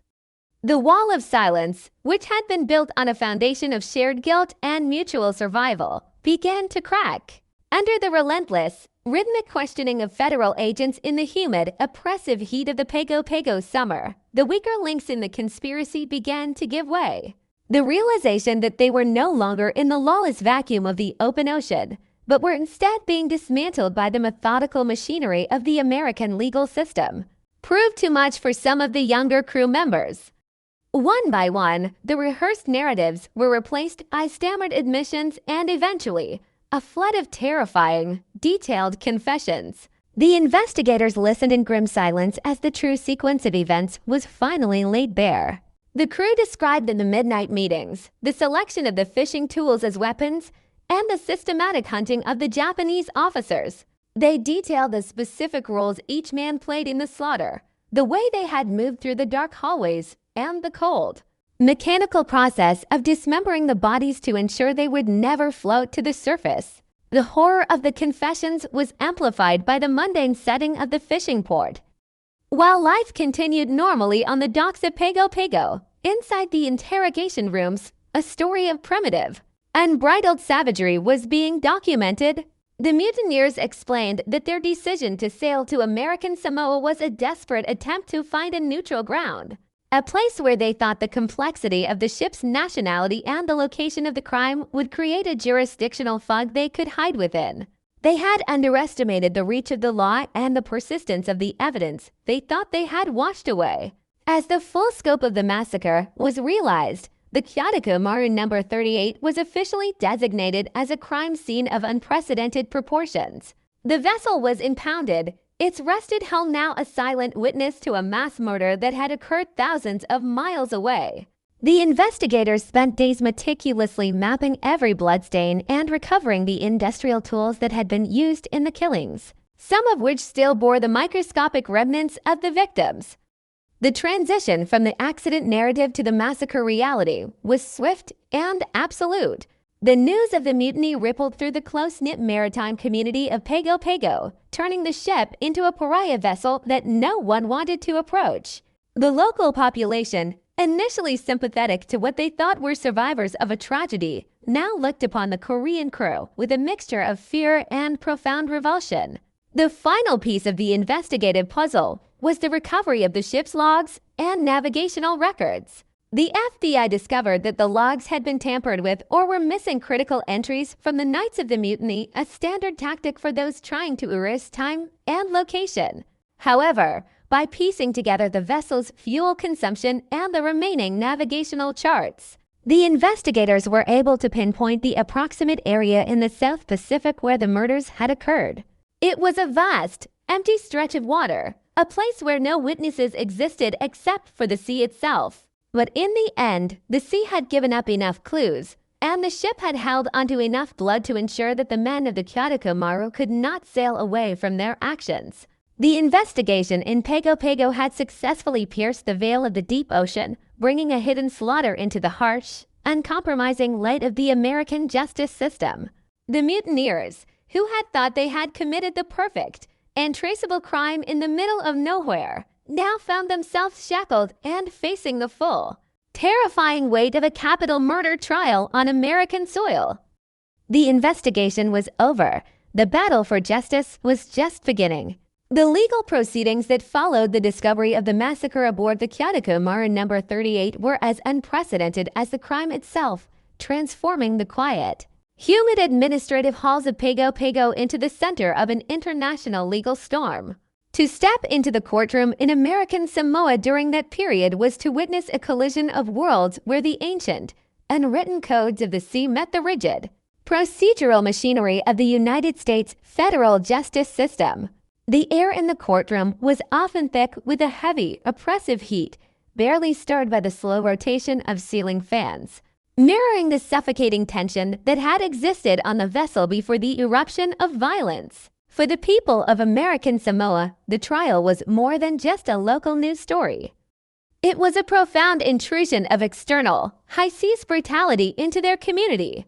The defendants, no longer the fierce mutineers who had seized control of a massive fishing vessel, appeared in court as a group of diminished, shackled men.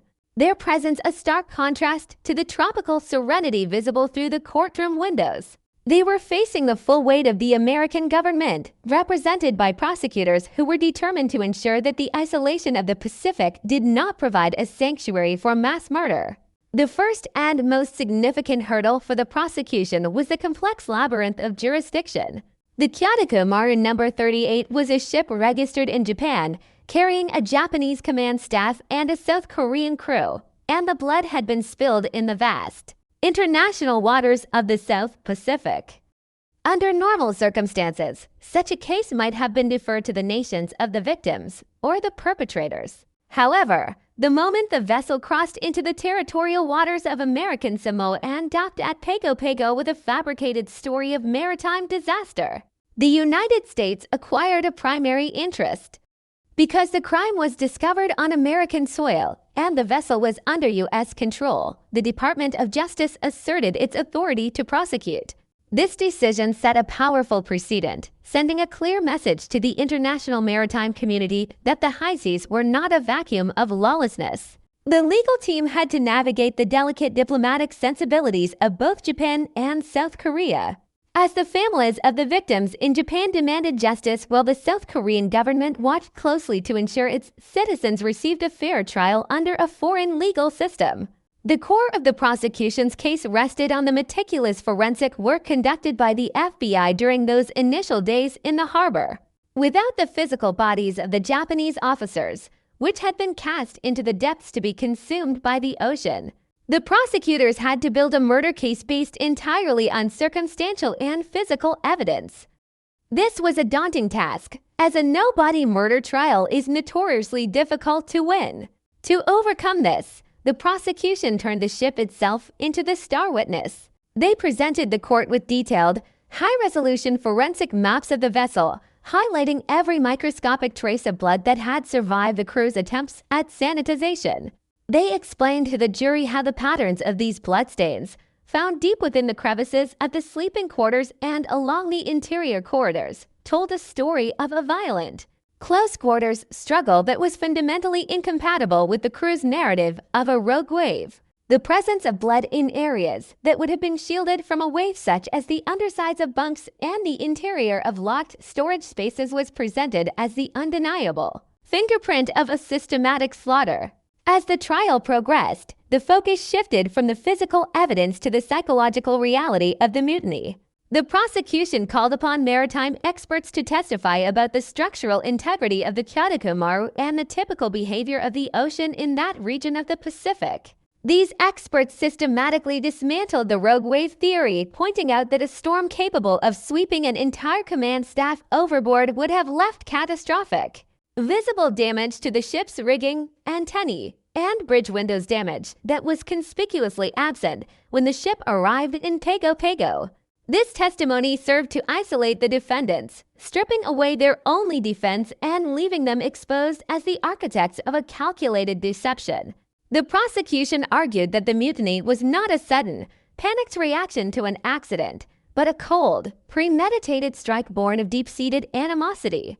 They highlighted the use of the fishing tools as weapons, arguing that the selection of these implements demonstrated a level of planning and intent that elevated the crime to the level of first-degree murder.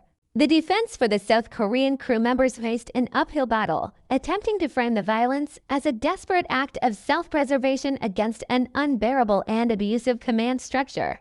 They sought to humanize the defendants by detailing the grueling, slave-like conditions they had endured for months on the open sea. The defense attorneys spoke of the systematic degradation, the physical exhaustion that bordered on torture, and the total lack of any external mechanism for the crew to report their grievances. They argued that the vessel had become a pressure cooker of cultural and linguistic friction, where the Japanese officers' rigid and often harsh management style had pushed the crew into a state of collective psychosis. According to this narrative, the mutiny was not an act of malice, but a tragic, explosive rebellion by men who believed they were fighting for their lives and their dignity. However, this argument struggled to gain traction when confronted with the extreme brutality of the killings and the cold, industrial manner in which the bodies had been dismembered and discarded. The turning point of the trial came when the confessions obtained by the FBI were read into the record. The court heard the detailed accounts from the younger crew members, who described the midnight meetings and the terrifying efficiency of the attack. These confessions provided the narrative glue that bound the forensic evidence together, transforming the abstract bloodstains into a vivid, horrifying chronicle of the officers' final moments. The descriptions of the officers being hunted across the deck, their desperate pleas for mercy ignored as they were struck down with metal pipes and iron hooks, created a visceral impact in the courtroom.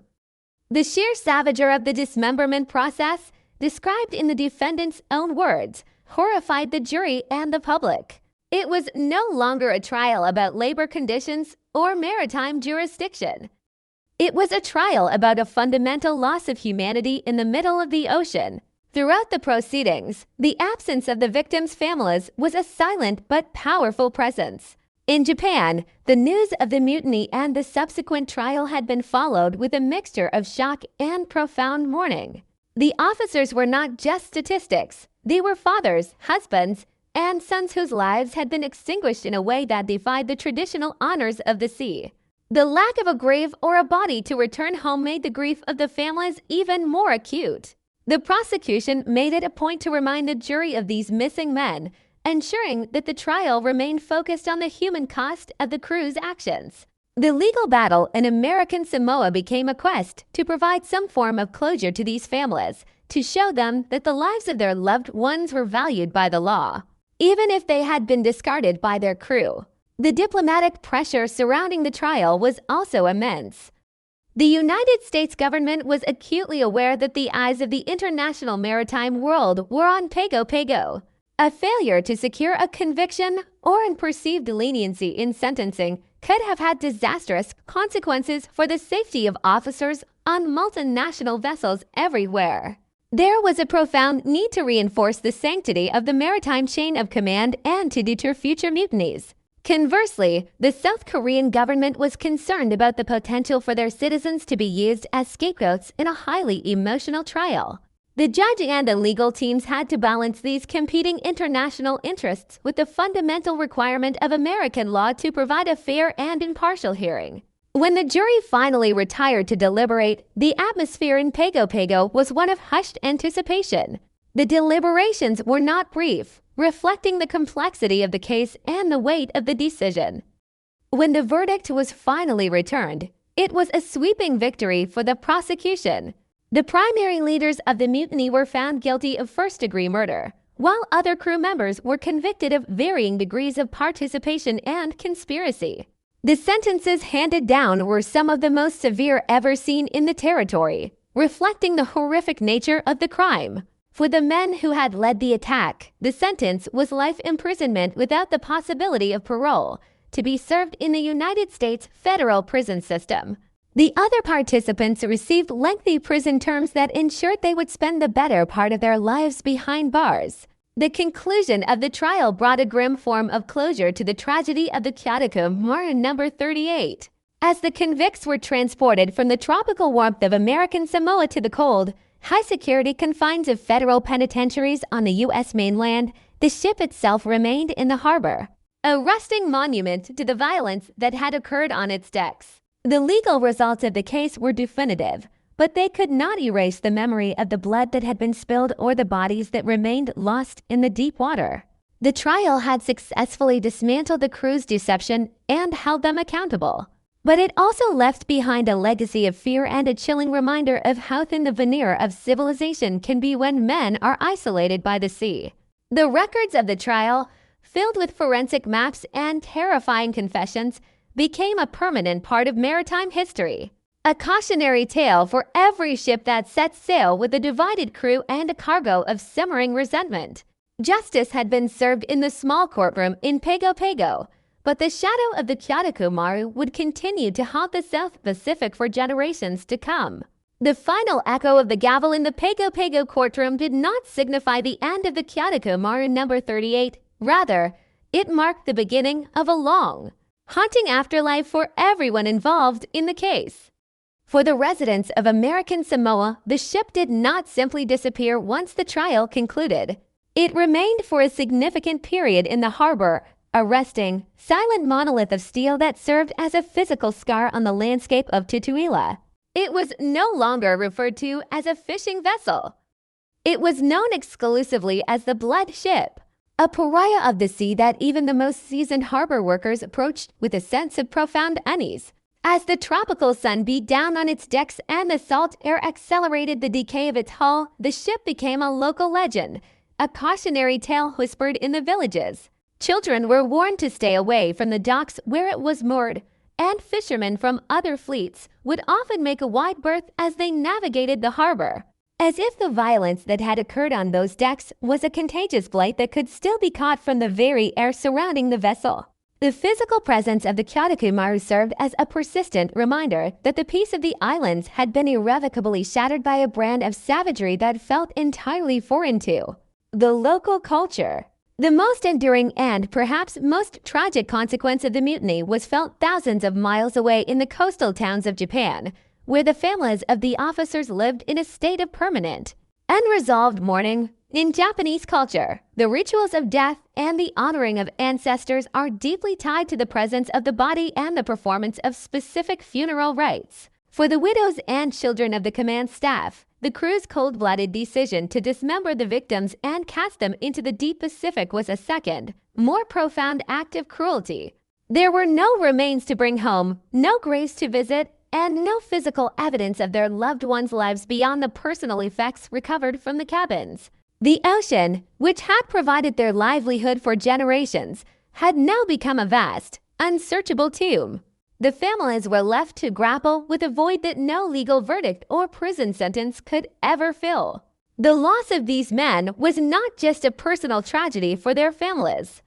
It was a blow to the maritime communities of Japan, which saw in the Kyotoku Maru a terrifying vulnerability that challenged the very foundation of their seafaring traditions. The officers were remembered not just as victims of a crime, but as symbols of a lost era of maritime order, their names etched into memorial stones that stood over empty caskets. The impact on the international maritime industry was equally profound, sparking a radical reevaluation of the way multinational crews were managed on long-haul fishing expeditions. The Kyotoku Maru number 38 became a case study in structural failure, used by maritime academies and regulatory bodies to illustrate the lethal dangers of cultural isolation and the total collapse of communication. In the years following the trial, the Kyotoku Maru effect led to the implementation of more rigorous psychological screening for crew members and more stringent requirements for linguistic competency among officers. The industry began to recognize that the traditional, iron-fisted hierarchy of the sea was no longer sufficient to maintain order in an era of globalized labor.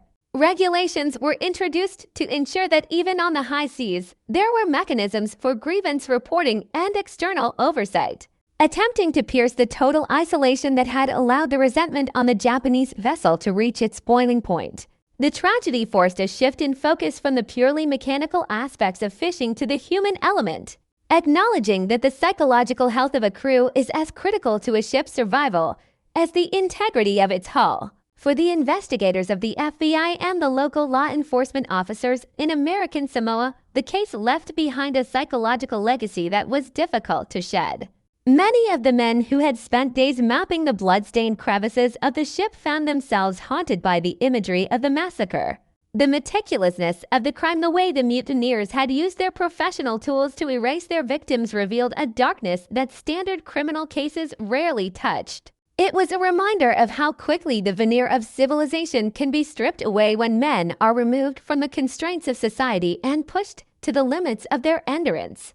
The agents who handled the case often spoke of the unique atmosphere of the investigation, the way the humid, tropical beauty of Pago Pago felt like a discordant backdrop to the grim work they were doing inside the impounded vessel. The successful prosecution of the mutineers was a professional triumph, but it came with the heavy realization that they had stared into a fundamental abyss of human nature, a place where the rules of the world no longer applied.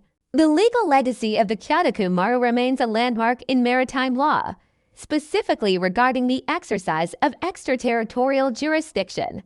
The case proved that the United States was willing and able to extend its legal reach into the deep ocean when a crime, regardless of where it occurred or who it involved, eventually touched American soil. It dismantled the idea that the high seas offered a permanent sanctuary for the lawless, establishing a precedent that has been used in numerous cases of piracy, human trafficking, and maritime violence since 1975. The trial in Pago Pago demonstrated that the complexity of a multinational crime was not a barrier to justice, provided there was a dedicated effort to follow the physical evidence to its conclusion. This legal clarity provided a sense of security for the global shipping and fishing industries, reinforcing the idea that the laws of land would follow men across the water, no matter how far they sailed or how deeply they tried to bury their secrets. As the decades passed, the physical memory of the ship eventually faded from the harbor. The Kyotoku Maru No. 38 was eventually scuttled or sold for scrap, its rusted plates broken down and repurposed, but the story of the mutiny survived in the oral history of the Pacific. It became a part of the true crime lore of the region, a narrative that is still recounted whenever the conversation turns to the dangers of the deep-sea fishing life. The story persists because it taps into a primal fear, the fear of being trapped in a small space with those you have wronged, and the fear that the ocean, for all its vastness, is not large enough to hide a guilty conscience. The case of the Kyotoku Maru serves as a permanent corrective to the romanticized view of the sea as a place of absolute freedom. Instead, it presents the ocean as a mirror, reflecting the best and worst of the men who sail upon it. Reflecting on the events of 1975, one is struck by the terrible inevitability of the tragedy. It was a disaster born of 1,000 small, daily indignities, a catastrophe that was built in the silence between people who could not understand one another. The Japanese officers and the South Korean crew were bound together by the same mission and the same environment. Yet they were separated by a chasm of prejudice and power that proved to be more dangerous than any storm. The mutiny was not just a crime of violence. It was a crime of failure of leadership, a failure of empathy, and a failure of the systems designed to protect the vulnerable. The true horror of the Kyotoku Maru is not found in the bloodstains or the iron hooks, but in the realization that such a nightmare could happen again wherever men are isolated and stripped of their humanity. The South Pacific Ocean remains as vast and indifferent as it was on that dark midnight in 1975. The waves continue to roll over the area where the officers were cast overboard, and the deep water rifts have long since claimed whatever remnants might have been left. The sea does not remember the blood that was diluted in its currents, nor does it hold a grudge against the men who spilled it. It simply exists, a boundless expanse of blue that hides more secrets than we can ever hope to uncover. The story of the Kyotoku Maru No. 38 is a rare instance where the ocean was forced to give up one of its darkest secrets, where the truth was dragged back to the light by the persistence of the law and the microscopic testimony of the ship itself. It is a story that ends in a courtroom with verdicts and sentences, but its true conclusion is found in the silence of the deep water. A silence that reminds us that while justice can be served on land, the ocean remains the ultimate arbiter of what is lost and what is found. In the final analysis, the mutiny on the Kyotoku Maru is a testament to the resilience of the human drive for accountability. Despite the isolation, despite the linguistic barriers, and despite a meticulously planned cover-up, the truth managed to survive the journey to Pago Pago. It survived the high-pressure hoses and the deep-water disposal. It survived because the weight of the crime was too heavy for the vessel to carry, and because the men who committed it could not escape the reality of what they had become. As we look back at this dark chapter of American Samoan and maritime history, we are left with a sobering meditation on the thin line between order and chaos. The Kyotoku Maru No. 38 was a ship that lost its way long before the first blow was struck, and its legacy is a haunting reminder that, in the middle of the ocean, our only true anchor is the way we choose to treat one another. The story concludes not with a resolution of the pain, but with a deep, echoing reflection on the cost of isolation and the permanent, unyielding power of the truth. The passage of time in the South Pacific is often measured not by the ticking of clocks, but by the slow, relentless erosion caused by the salt air and the rhythmic arrival of the tides. Decades have passed since the heavy, rusted bow of the Kyotoku Maru No. 38 first cut through the morning mist of Pago Pago Harbor, bringing with it a cargo of secrets that would forever stain the maritime history of American Samoa. Today, the physical vessel is gone, likely long ago surrendered to the scrapyard or buried beneath the coral in a final, ironic burial at sea. However, the psychological and legal silhouette of the ship remains etched into the collective memory of the region, standing as a spectral warning to those who still traverse the lonely, unregulated frontiers of the high seas. To look back at the saga of the Kyotoku Maru from the vantage point of the present day is to realize that the case was never truly about a single act of violence, but about the terrifying vulnerability of the human spirit when it is stripped of its cultural anchors and cast into a void of absolute isolation. The legacy of this case remains a cornerstone of the special maritime and territorial jurisdiction of the United States, a complex legal doctrine that allows the American justice system to reach far beyond its geographic borders. Before the blood hit the decks of that Japanese vessel, the idea that a group of foreign nationals could be tried for a crime committed in international waters against other foreign nationals was a subject of intense debate. The successful prosecution in American Samoa fundamentally settled that debate, reinforcing the principle that the law is not a stationary thing, but a shield that follows a vessel the moment it seeks the protection of a modern port. Legal scholars still point to the Kyotoku Maru as the moment when the Wild West era of the South Pacific fishing industry began to fade, replaced by the grim realization that the ocean was no longer a place where a man could murder his neighbor and simply sail away into the sunset. The trial proved that the meticulous machinery of federal investigation could bridge the gap between the chaotic, lawless reality of the deep ocean and the ordered, procedural sanctuary of the courtroom. Yet, beyond the legal precedents, there is the deeply human and haunting question of what happened to the men who survived the trial. For the South Korean mutineers who were transported from the tropical warmth of Pago Pago to the cold, sterile confines of federal penitentiaries on the United States mainland, the transition must have been a second, slower kind of death. They were men of the sea, individuals whose lives had been defined by the horizon and the rhythmic motion of the waves. To be suddenly and permanently entombed in the landlocked concrete of a high-security prison was a psychological shock that few could truly fathom. They became ghosts within the American prison system, separated from their families by thousands of miles of ocean and a language they barely understood. Their stories faded from the headlines, replaced by newer, more immediate tragedies, but the weight of what they did in the middle of the Pacific remained a permanent part of their identity. One can only imagine the quiet conversations they might have had in the prison yard, reflecting on the madness that took hold of them in the dark, and wondering if the freedom they sought through violence was ever really a possibility. The cultural impact on American Samoa itself remains a subtle but persistent undercurrent in the territory's relationship with the global fishing industry. Pago Pago continues to be a vital hub for the Pacific Fleet, but the arrival of foreign vessels is now greeted with a more cautious, regulated eye. The tragedy of the Kyoto Maru taught the local authorities that the ships docking in their harbor are more than just economic assets. They are floating societies that carry with them the potential for extreme volatility. The memories of the blood ship led to better integration between harbor security, the Coast Guard, and social services, creating a more robust framework for monitoring the welfare of international crews. While the industry remains grueling and often exploitative, the total invisibility that allowed the resentments on the Kyoto Maru to fester has been partially peeled back.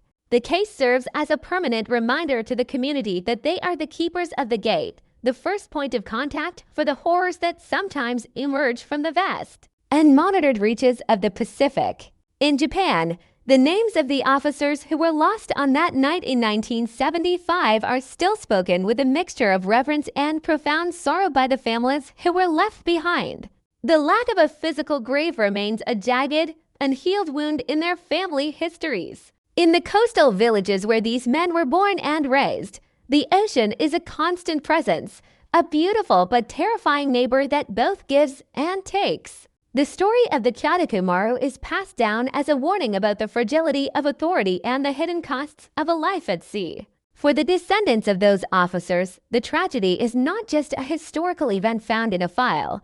It is a defining absence in their lives, a missing branch on the family tree that was violently severed by the very men their fathers were supposed to lead. The honor of the Japanese maritime tradition was deeply wounded by the mutiny, and the process of healing has been slow. Measured in the decades it has taken for the industry to adopt the human-centric reforms that might have prevented the slaughter. The silence of the Pacific Ocean is perhaps the most enduring witness to the entire saga. Out at the coordinates where the murders took place, there is absolutely nothing to mark the spot. There are no plaques, no buoys, and no wreckage. The water there is deep, cold, and entirely indifferent to the human blood that was once diluted into its vastness. It is a chilling thought to realize how many other stories like the Kyoto Maru are simply lost to history because the vessel never made it to port, or because the deception was never unraveled. The ocean is a massive eraser, capable of wiping away the evidence of any crime if the perpetrators are careful enough. The only reason we know the names of the victims and the details of their final moments is because of a series of small, human errors, a poorly washed deck, a hesitant answer in an interrogation room, a lingering stain in the grain of a wooden bunk. The truth did not emerge because the ocean gave it up. It emerged because the men who committed the crime were not as cold as the water they sought to hide within. As this narrative draws to a close, we are forced to confront the reality that the true monsters of the deep are rarely the creatures of myth and legend. They are not the giant squids or the sharks that haunt the nightmares of sailors. The true monsters are the ordinary men who, when placed in extraordinary conditions of isolation and suffering, choose to abandon their humanity in favor of a brutal, primitive vengeance. The Kyoto Maru No. 38 was not a haunted ship in the supernatural sense. It was a ship haunted by the very real failures of human communication and the systemic blindness of those in power. It is a story that reminds us that the thin line between civilization and savagery is not a geographic boundary, but a psychological one. It is a line that can be crossed in a single night of madness, and once crossed, there is no journey long enough to bring a person back to the shore of who they used to be. For the listeners of this true crime chronicle, the case of the Kyoto Maru serves as a meditation on the nature of justice in an increasingly globalized and anonymous world. It asks us to consider the thousands of men and women who are currently working on similar vessels, hidden behind the horizon, providing the resources that fuel our modern lives while operating in conditions that the rest of the world has chosen to ignore. The blood on the deck of the Kyoto Maru was not just a result of a mutiny. It was a symptom of a world that values the catch more than the fisherman. Until the human element of the maritime industry is given the same weight as the industrial output, the shadows of the South Pacific will continue to hold the potential for such tragedies. We must remember that the ocean is only as lawless as we allow it to be, and that the silence of the waves is not an excuse for the silence of the law. The story of the Kyadako Maru number 38 ends as it began, with the sound of the wind and the endless, rolling swells of the South Pacific. The harbor of Pago Pago remains a place of beauty and industry, but for those who know the history, the air there will always carry a faint, metallic tag of memory. The blood ship may be gone, but the lesson it taught remains that no matter how far we sail, we can never outrun ourselves. The truth has a way of clinging to the steel and the wood, waiting for the right moment to emerge and demand to be heard.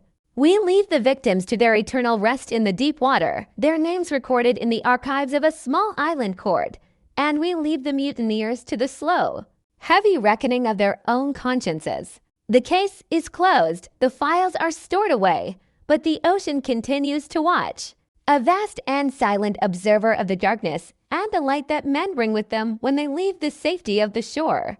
This has been the story of a voyage into the heart of darkness, a maritime massacre that proved, once and for all, that even in the middle of the greatest ocean on earth, there is no such thing as a secret that stays buried forever. We thank you for following this deep dive into one of the most haunting chapters of Pacific history, and as you look out at the horizon, remember that every ship has a story. And some of those stories are written in an ink that no amount of salt water can ever wash away. The Kyadako Maru remains a ghost of the deep, a permanent fixture in the maritime lore of American Samoa, and a chilling testament to the enduring power of justice even in the most isolated corners of the world. The enduring silence of the South Pacific is not a hollow or empty thing. It is a heavy, pressurized quiet that carries the weight of everything the ocean has ever consumed. For those who live their lives on the edge of this vast blue wilderness, in places like the harbor of Pago Pago, there is an innate understanding that the sea is a repository of stories that are never meant to be told.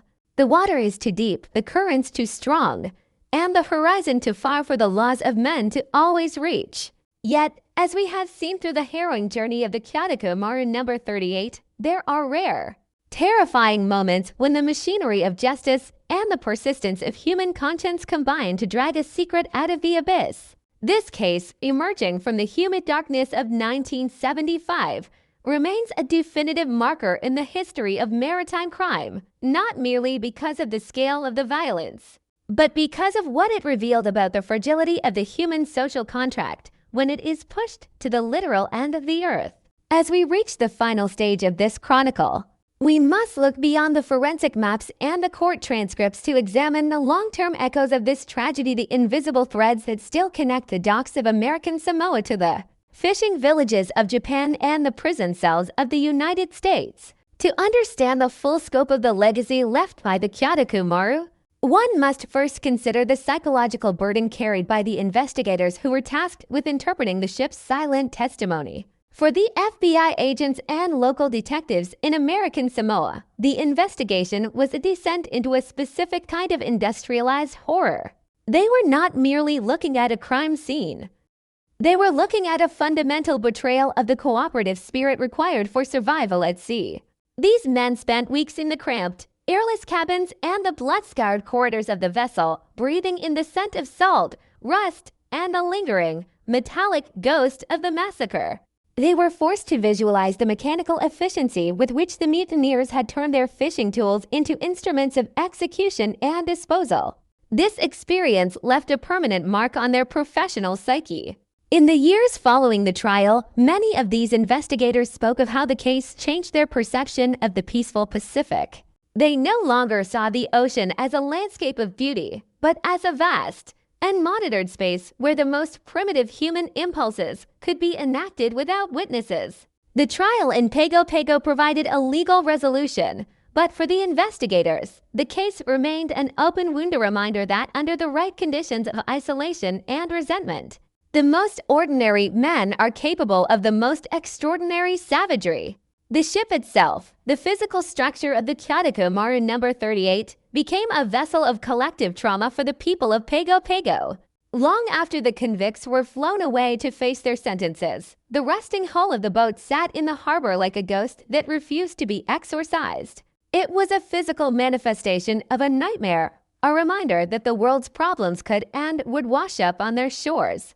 The local community, which had always viewed the harbor as a source of life and economic stability, was forced to confront the fact that it was also a gateway for the world's darkest impulses. The ship was eventually moved, its steel likely reclaimed and melted down to be used in other structures, but the space it occupied in the harbor remains a point of local lore.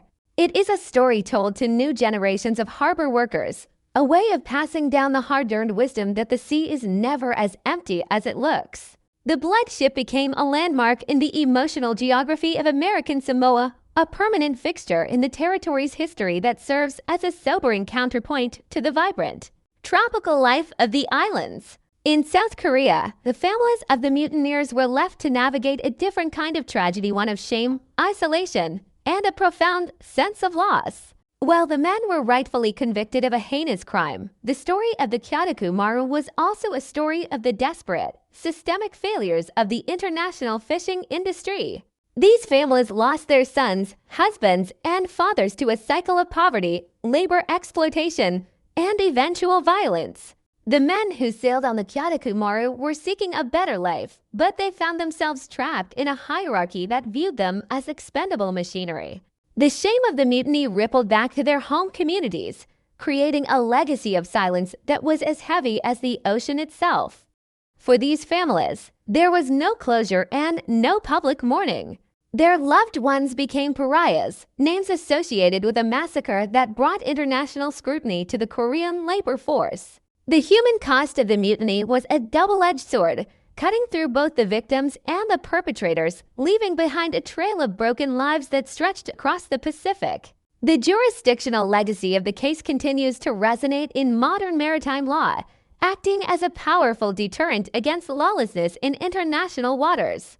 The Pago precedent established that the United States would not allow the technicalities of ship registration or the distance from land to obstruct the pursuit of justice for mass murder.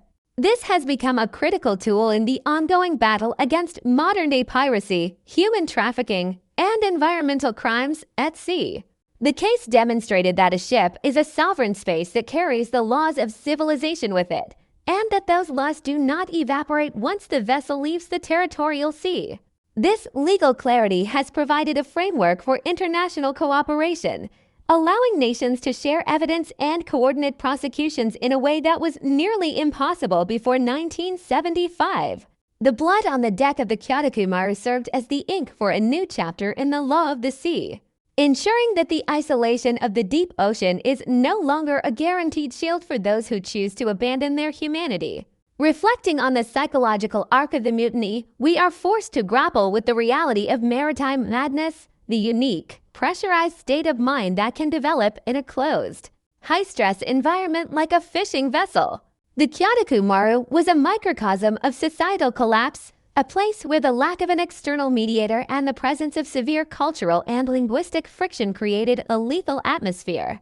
It reminds us that authority, if it is to be sustainable, must be grounded in a basic level of mutual respect and shared humanity. When that respect is replaced by systemic degradation, the resulting explosion is often as indiscriminate as it is violent. The Japanese officers were victims of a crime they could not have imagined, but they were also victims of a system that failed to recognize the boiling point of the men they commanded.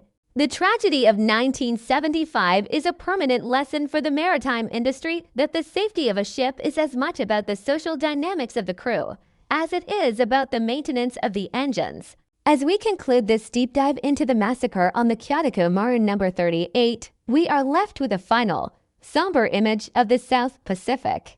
It is a vast, beautiful, and terrifying expanse that remains the last great wilderness on our planet. The waves continue to roll over the spot where the officers were lost, their bodies long ago reclaimed by the sea. The ocean does not offer apologies, and it does not provide monuments. It only offers silence, but for those of us who remember the story of the Kyotoku Maru, that silence is no longer empty. It is filled with the names of the men who were lost and the hard-won truths that were recovered from the darkness. The case is a reminder that even in the most remote corners of the globe, the reach of the human conscience is long and the demand for justice is as persistent as the tides. We carry the story of the Kyotoku Maru with us not to dwell on the horror, but to honor the truth and to ensure that the isolation of the sea never again becomes a sanctuary for the slaughter of the innocent. The harbor of Pago Pago remains a place where the world meets the Pacific, a crossroads of cultures, industries, and stories. The ships still come and go, their hulls rusted by the salt and their crews weary from the labor. But beneath the routine of the docks, there is a lingering awareness of the blood ship and the lessons it left behind. It is a story that has been woven into the fabric of the island's history, a dark thread that provides a necessary contrast to the bright colors of the tropics. The Kyotoku Maru No. 38 was a voyage that ended in a courtroom, but its true destination was the conscience of the maritime world. It is a story of a massacre, yes, but it is also a story of the relentless pursuit of the truth, even when that truth is buried beneath thousands of miles of ocean water. As we finish this journey, we are reminded that while the Pacific is vast, it is not large enough to hide the reality of what we do to one another. The light of justice found its way into the hold of the Kyotoku Maru, and in doing so, it left a permanent beacon for all those who still sail the lonely reaches of the deep. This has been the definitive account of the mutiny on the Kyotoku Maru, a tragedy of the high seas, a triumph of the law, and a haunting meditation on the darkness and light that coexist in the heart of every man who leaves the safety of the shore. The ocean remains silent, but for those who listen, the story of the Kyotoku Maru is still there, echoing in the wind and the waves, a permanent part of the legacy of American Samoa. To understand the deep, structural legacy of the Kyotoku Maru No. 38, one must look beyond the immediate bloodshed and the subsequent legal drama in the Pago Pago courthouse. We must examine the shifting tectonic plates of geopolitics and maritime labor that defined the mid-1970s. During this era, the South Pacific was not merely a picturesque backdrop for adventure. It was a critical frontier in a rapidly industrializing world. Nations like Japan, recovering and expanding with ferocious economic energy, looked to the ocean as a boundless resource to feed their growing populations and fuel their global trade ambitions. This resulted in the deployment of massive, deep-sea fishing fleets that pushed further and further into the southern reaches of the Pacific. However, this expansion was built on a foundation of precarious labor. The hierarchy we observed on the Kyotoku Maru was a direct reflection of this era's economic reality, where the command staff held the keys to technology and navigation while the physical labor was outsourced to nations with burgeoning, hungry workforces like South Korea. This section explores the macro-level consequences of that arrangement and how the catastrophe in American Samoa forced a reckoning with the very nature of industrial seafaring in the modern age. The geopolitical significance of American Samoa in 1975 cannot be overstated. As a tiny, unincorporated territory of the United States, it sat at a strategic crossroads, serving as the primary hub for the American tuna industry. The massive canneries in Pago Pago were the lifeblood of the local economy, but they also made the territory a magnet for foreign fishing fleets from across the Pacific Rim. When the Kyotoku Maru glided into the harbor with its horrific secret, it didn't just bring a crime. It brought a diplomatic crisis to the doorstep of the American government. The United States was forced to assert its sovereign authority over a complex, multinational incident to demonstrate that its territories were not lawless outposts. If the FBI and the Department of Justice had failed to act, or if they had simply handed the case over to Japan or South Korea, it would have sent a signal of weakness and a lack of administrative control over the Pacific frontier.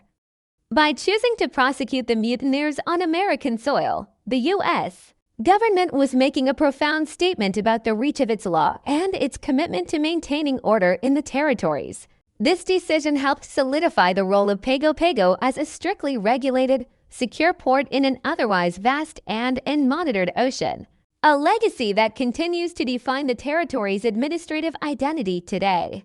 At the heart of the Kyotoku Maru tragedy was the concept of the ship as a total institution, a sociological term for a place of residence and work where a large number of like-situated individuals, cut off from the wider society for an appreciable period of time, together lead an enclosed, formally administered round of life. In the middle of the Pacific, the Kyotoku Maru was exactly that. There were no weekends, no escapes, and no third parties to mediate the rising tensions.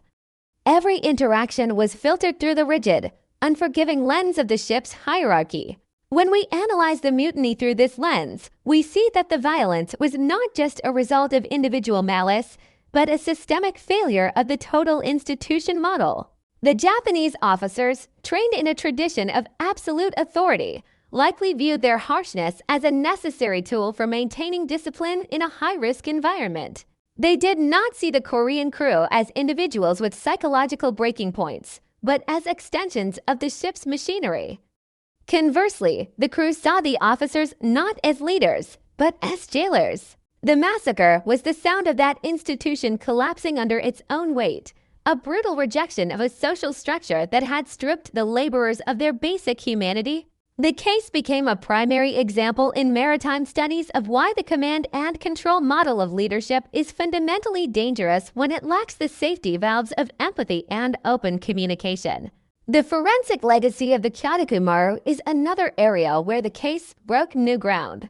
In 1975, the field of bloodstain pattern analysis was still in its relative infancy compared to the advanced digital modeling we see in modern investigations. The FBI agents in Pago Pago had to rely on a combination of painstaking physical observation and rudimentary chemical tests to prove that a slaughter had occurred. They had to be more than just investigators. They had to be architects of the crime scene, reconstructing the movements of the killers and the victims through the microscopic remnants of the struggle. The irony of the mutineers' attempt to clean the ship was that their very efforts created a new kind of evidence. By using high-pressure hoses, they pushed the blood into the deepest, most inaccessible crevices of the vessel, effectively preserving it in the shadows where the salt air couldn't reach it as easily. When the investigators found these concentrated pockets of biological evidence, it provided a roadmap of the violence that was far more damning than a few scattered stains on a deck would have been. This case helped standardize the protocols for no-body maritime investigations, proving that the ship itself functions as a chronological record of the events that occur on its decks. A record that is nearly impossible to completely erase. For the nation of Japan, the Kyotoku Maru mutiny was a profound blow to its maritime prestige. The country had long prided itself on the discipline, efficiency, and safety of its fishing fleets, which were seen as ambassadors of Japanese industrial prowess. To have an entire command staff systematically executed by their own crew was a shock to the national psyche. It raised uncomfortable questions about the treatment of foreign laborers and the hidden costs of the nation's economic expansion.